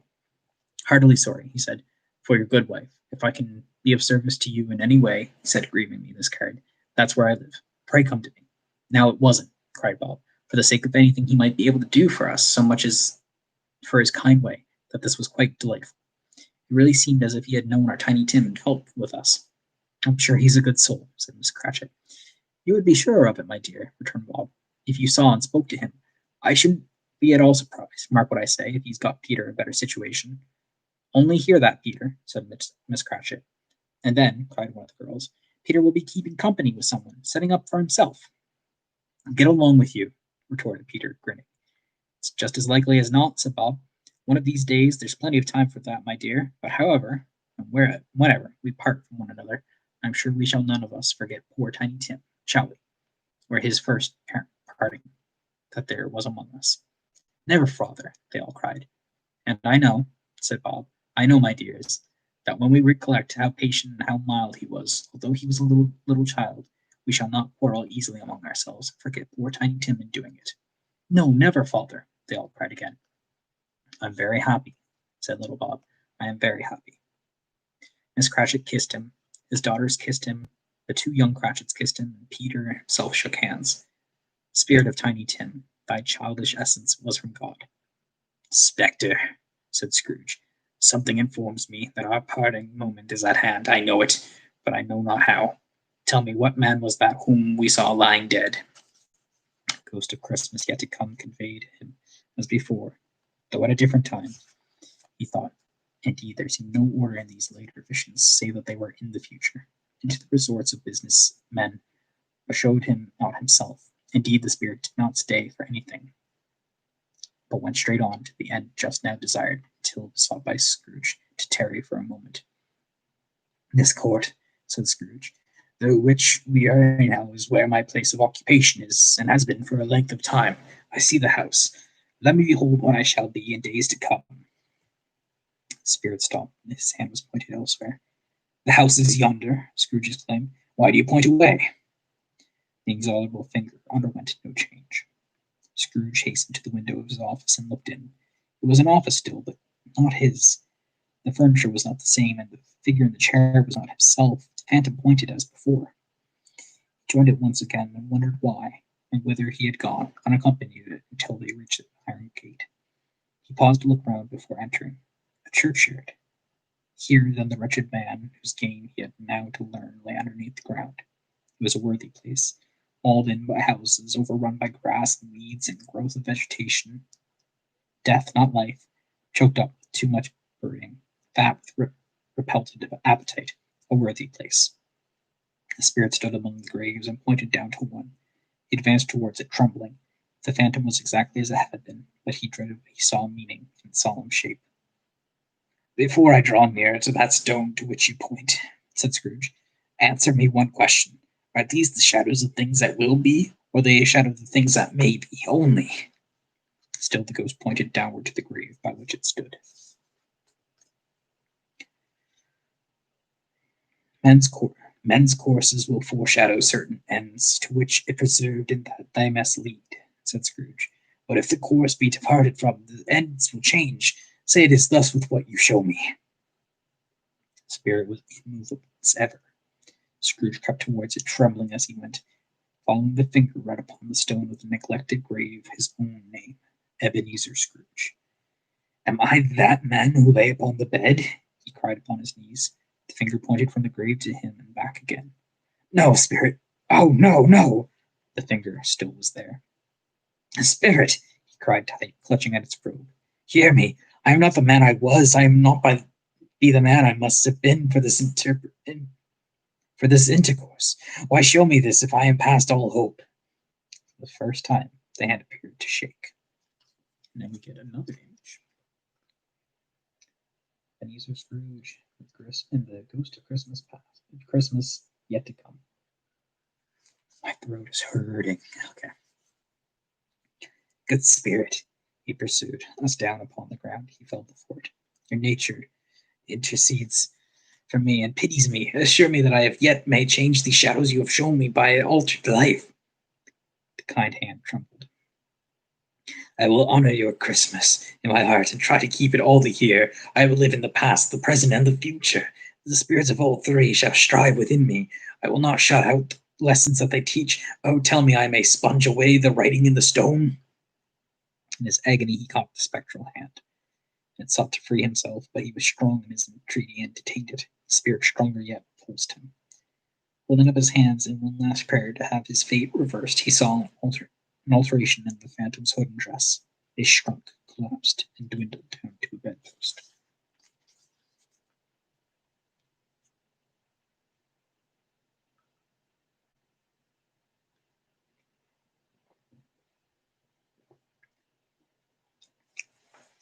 Stave 5, the end of it. Yes, and the bedpost was his own. The bed was his own, the room his own, the best and happiest of all the time before him was his own, to make amends in. I live in the past, the present, and the future, Scrooge repeated as he scrambled out of the bed. The spirits of all three shall strive within me. Oh! The spirits of all three shall strive within me. Oh, Jacob Marley, heaven and the Christmas time be praised for this. I say it on my knees, old Jacob, on my knees. He was fluttered and so glowing with his good intentions that he broke voice, would scarcely answer to his call. He had been sobbing violently to his conflict with the spirits, and his face was wet with tears. They are not torn down, cried Scrooge, folding one of his bed curtains in his arms. They are not torn down, and rings and all. They are here. I am here. The shadows of things that would have been may be dispelled. They will be. I know they will. His hands were busy with his garments all the time, turning them inside out, putting them on upside down, making them parties to every kind of extravagance. I do not know what to do, cried Scrooge, laughing and crying in the same breath. With his stockings. I am light as a feather. I am as happy as an angel. I am merry as a schoolboy. I am giddy as a drunken man. A Merry Christmas to everybody. A Happy New Year to all the world. Hello here. Whoop, hello. He had frisked into the sitting room and was now standing there, perfectly winded. There's the saucepan that the gruel was in, cried Scrooge, starting off again, and going around the fireplace. And there's the door by which the ghost of Jacob Marley entered. There's the corner where the ghost of Christmas present sat. There's the window where I saw the wandering spirits. It's all right. It's all true. It all happened. Ha ha! Really, for a man who had been out of practice for so many years, it was a splendid laugh, a most illustrious laugh, the father of a long, long line of brilliant laughs. I don't know what day of the month it is, said Scrooge. I don't know how long I've been among the spirits. I don't know anything. I'm quite a baby. Never mind. I don't care. I'd rather be a baby. Hello! Whoop! Hello there! He was checked into his transports by the churches, ripping out the lustiest peals he had ever heard. Clash, clang, hammer, ding, dong, bell, bell, bong, ding, hammer, clash, clang. Oh, glorious, glorious. Running to the window, he opened it, put out his head. No fog, no mist, clear, bright, jovial, stirring cold, cold, piping for the blood to dance to, golden sunlight, heavenly sky, sweet, fresh air, merry bells. Oh, glorious, glorious. What's today? Cried Scrooge, down the boy in Sunday clothes, who perhaps had loitered in to look about. Eh? Returned the boy, with all his might and wonder. What's today, my fine fellow?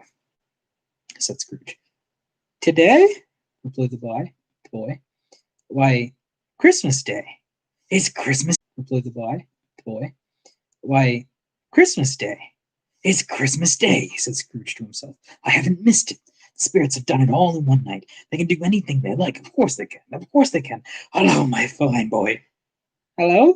Returned the boy. Do you know the Poulter is in the next street, but one at the corner? Scrooge inquired. I should hope I did, replied the lad. An intelligent boy, said Scrooge. A remarkable boy. Do you know whether they've sold the prize turkey that was hanging up there? Not the little prize turkey, the big one. Uh, oh, the one as big as me? Returned the boy. What a delightful boy, said Scrooge. It's a pleasure to talk to him. Yes, my buck. It's hanging there now, replied the boy. Is it? Said Scrooge. Go and buy it. Walker, exclaimed the boy. No, no, said Scrooge. I am in earnest. Go and buy it and tell them to bring it here, and I may give them the direction to where to take it. Come back with the man. I'll give you a shilling. Come back with him in less than 5 minutes, and I'll give you a half-crown. The boy was off like a shot. He must have had a steady hand at a trigger who could have got a shot off half as fast. I'll send it to Bob Cratchit's, whispered Scrooge, rubbing his hands and splitting with a laugh. He shan't know who sends it. It's twice the size of Tiny Tim. Joe Miller never made such a joke as sending it to Bob's will be. The hand in which he wrote the address was not a steady one, but write it he did, somehow, and went down to open the street door, ready for the coming of the poulterer's man. As he stood there, waiting his arrival, the knocker caught his eye. I shall love it as long as I live, cried Scrooge, patting it with his hand. I scarcely ever looked at it before. What an honest expression it has in its face. It's a wonderful knocker. Here's the turkey. Hello. How are you? Merry Christmas. It was a turkey. He never could have stood upon his legs, that bird. It would have snapped him short off in a minute, like sticks of sealing wax. Why, it's impossible to carry that to Camden Town, said Scrooge. You must have a cab. The chuckle with which he recompensed the boy were only to be exceeded by the chuckle with he sat down breathless in his chair again, chuckled till he cried. Shaving was not an easy task, for his hand continued to shake very much, and shaving requires attention, even when you don't dance while you are at it. But if he had cut the end of his nose, he would have put a piece of sticking plaster over it and been quite satisfied. He dressed himself all in his best, and at last got into the streets.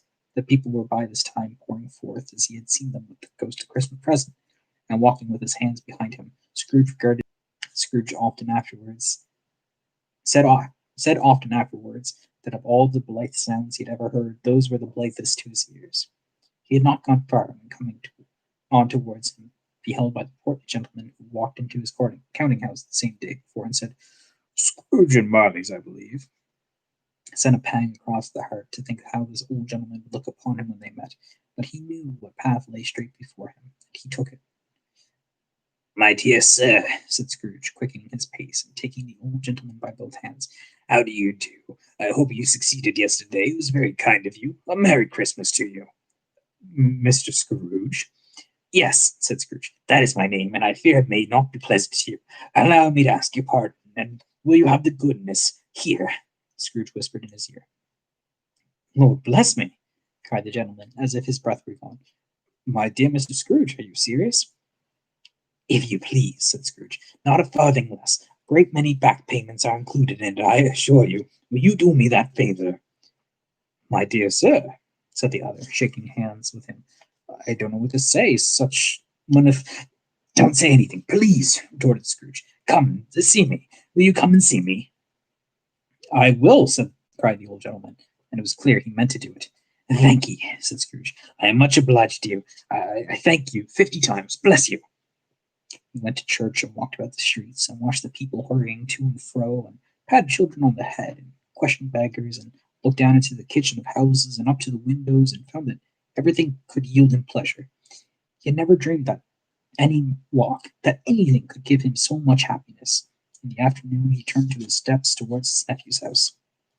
He passed the door a dozen times before he had the courage to go and knock. He made a dash and did it. Is your master at home, my dear? Said Scrooge to the girl. Nice girl, very. Yes, sir. Where is he, my love? Said Scrooge. He's in the dining room, sir, along with the mistress. I'll show you upstairs, if you please. Thank ye. He knows me, said Scrooge, with his hand already in the dining room lock. I'll go in here, my dear. He turned it gently and sighted his face in round the door. They were looking at the table, which was spread out with great art. Niece by marriage started. Scrooge had forgotten for the moment about her sitting in the corner with the footstool, or he wouldn't have done it on any account. Why, bless my soul, cried Fred. Who's that?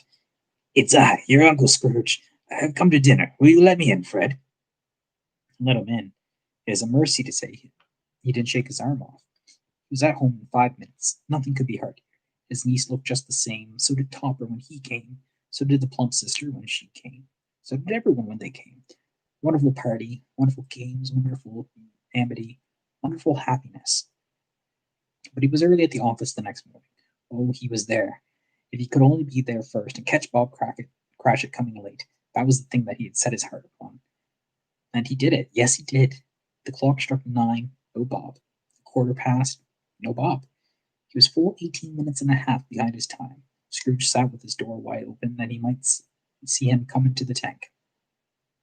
His hat was off before he opened the door. His comforter, too. He was on a stool in a jiffy, driving away with his pen as if he were trying to overtake 9 o'clock. "Hello," growled Scrooge in his accustomed voice, as near as he could to feign it. "What do you mean by coming here at this time of day?" "I'm very sorry, sir," said Bob. "I am behind my time." "You are?" repeated Scrooge. "Yes, I think you are. Step this way, if you please." It's only once a year, sir," pleaded Bob, appearing from the tank. "It shall not be repeated. I was making rather merry yesterday, sir." "Now I'll tell you what, my friend," said Scrooge. "I'm not going to stand this sort of thing any longer. Therefore," he continued, leaping from his stool and giving Bob such a dig in the waistcoat that he staggered back into the tank again, "and therefore I am about to raise your salary." Bob trembled and got a little nearer to the ruler. He had a momentary idea of knocking Scrooge down with it, holding him, and calling to the people in the court to help in a straight waistcoat. "A Merry Christmas, Bob," said Scrooge with an earnest that could not be mistaken, as he clapped him on the back.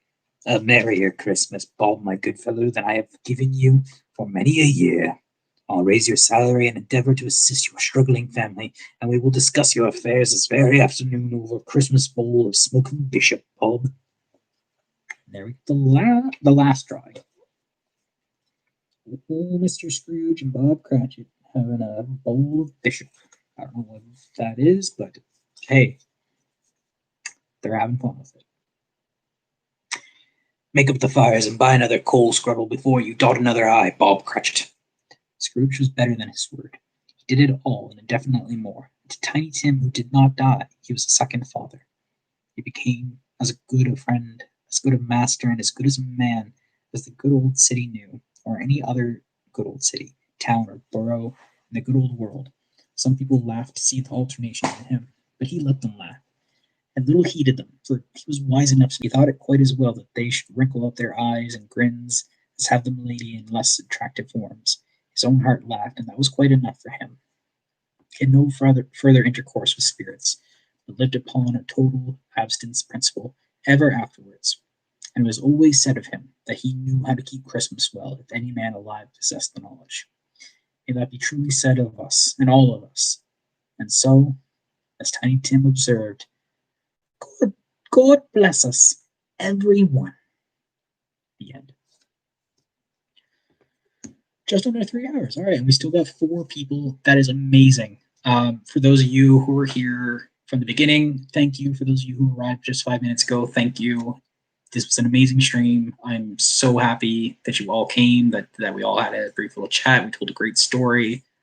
Thank you so much. And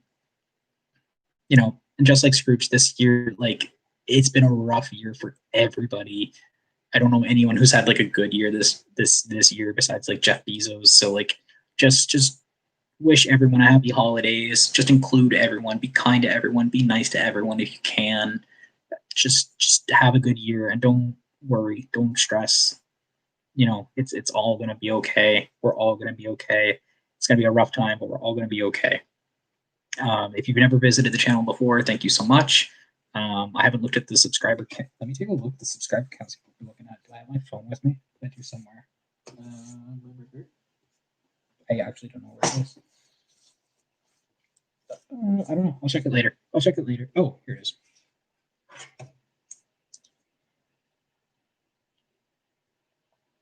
Not that this was the point of it, but it is. Let's just see what I'm sitting at now for subscribers. 40. Hey, we hit 40. That's amazing. That's $2 to the IWK. And like I said, if you want to share this link to anyone, any of your friends, any of your family, anything like that, it's when I wake up tomorrow is when I decide how much is when I lock in how much I'm going to donate to the IWK. So you guys still have time. I'm usually a late riser. So who knows? Could be, who knows? Could be 12. Could be, and I have the day off, so it could be anytime. But again, that's not really the point of this. But that's amazing. Got $2 to the IWK. I also, if you can donate $1, $2, something to the IWK if you can this time of year, just anything for charity that you can do, that's amazing. But thank you all so much. That's amazing. That's awesome. Really got to say thank you for tuning in to this. I know it's just me reading a really old book, but like I said, anything I could do to help people this time of year, just to, you got 3 hours to just listen to me stumble over old English words. Yeah, that's really all I've got to say. Thank you all so much, and cheers.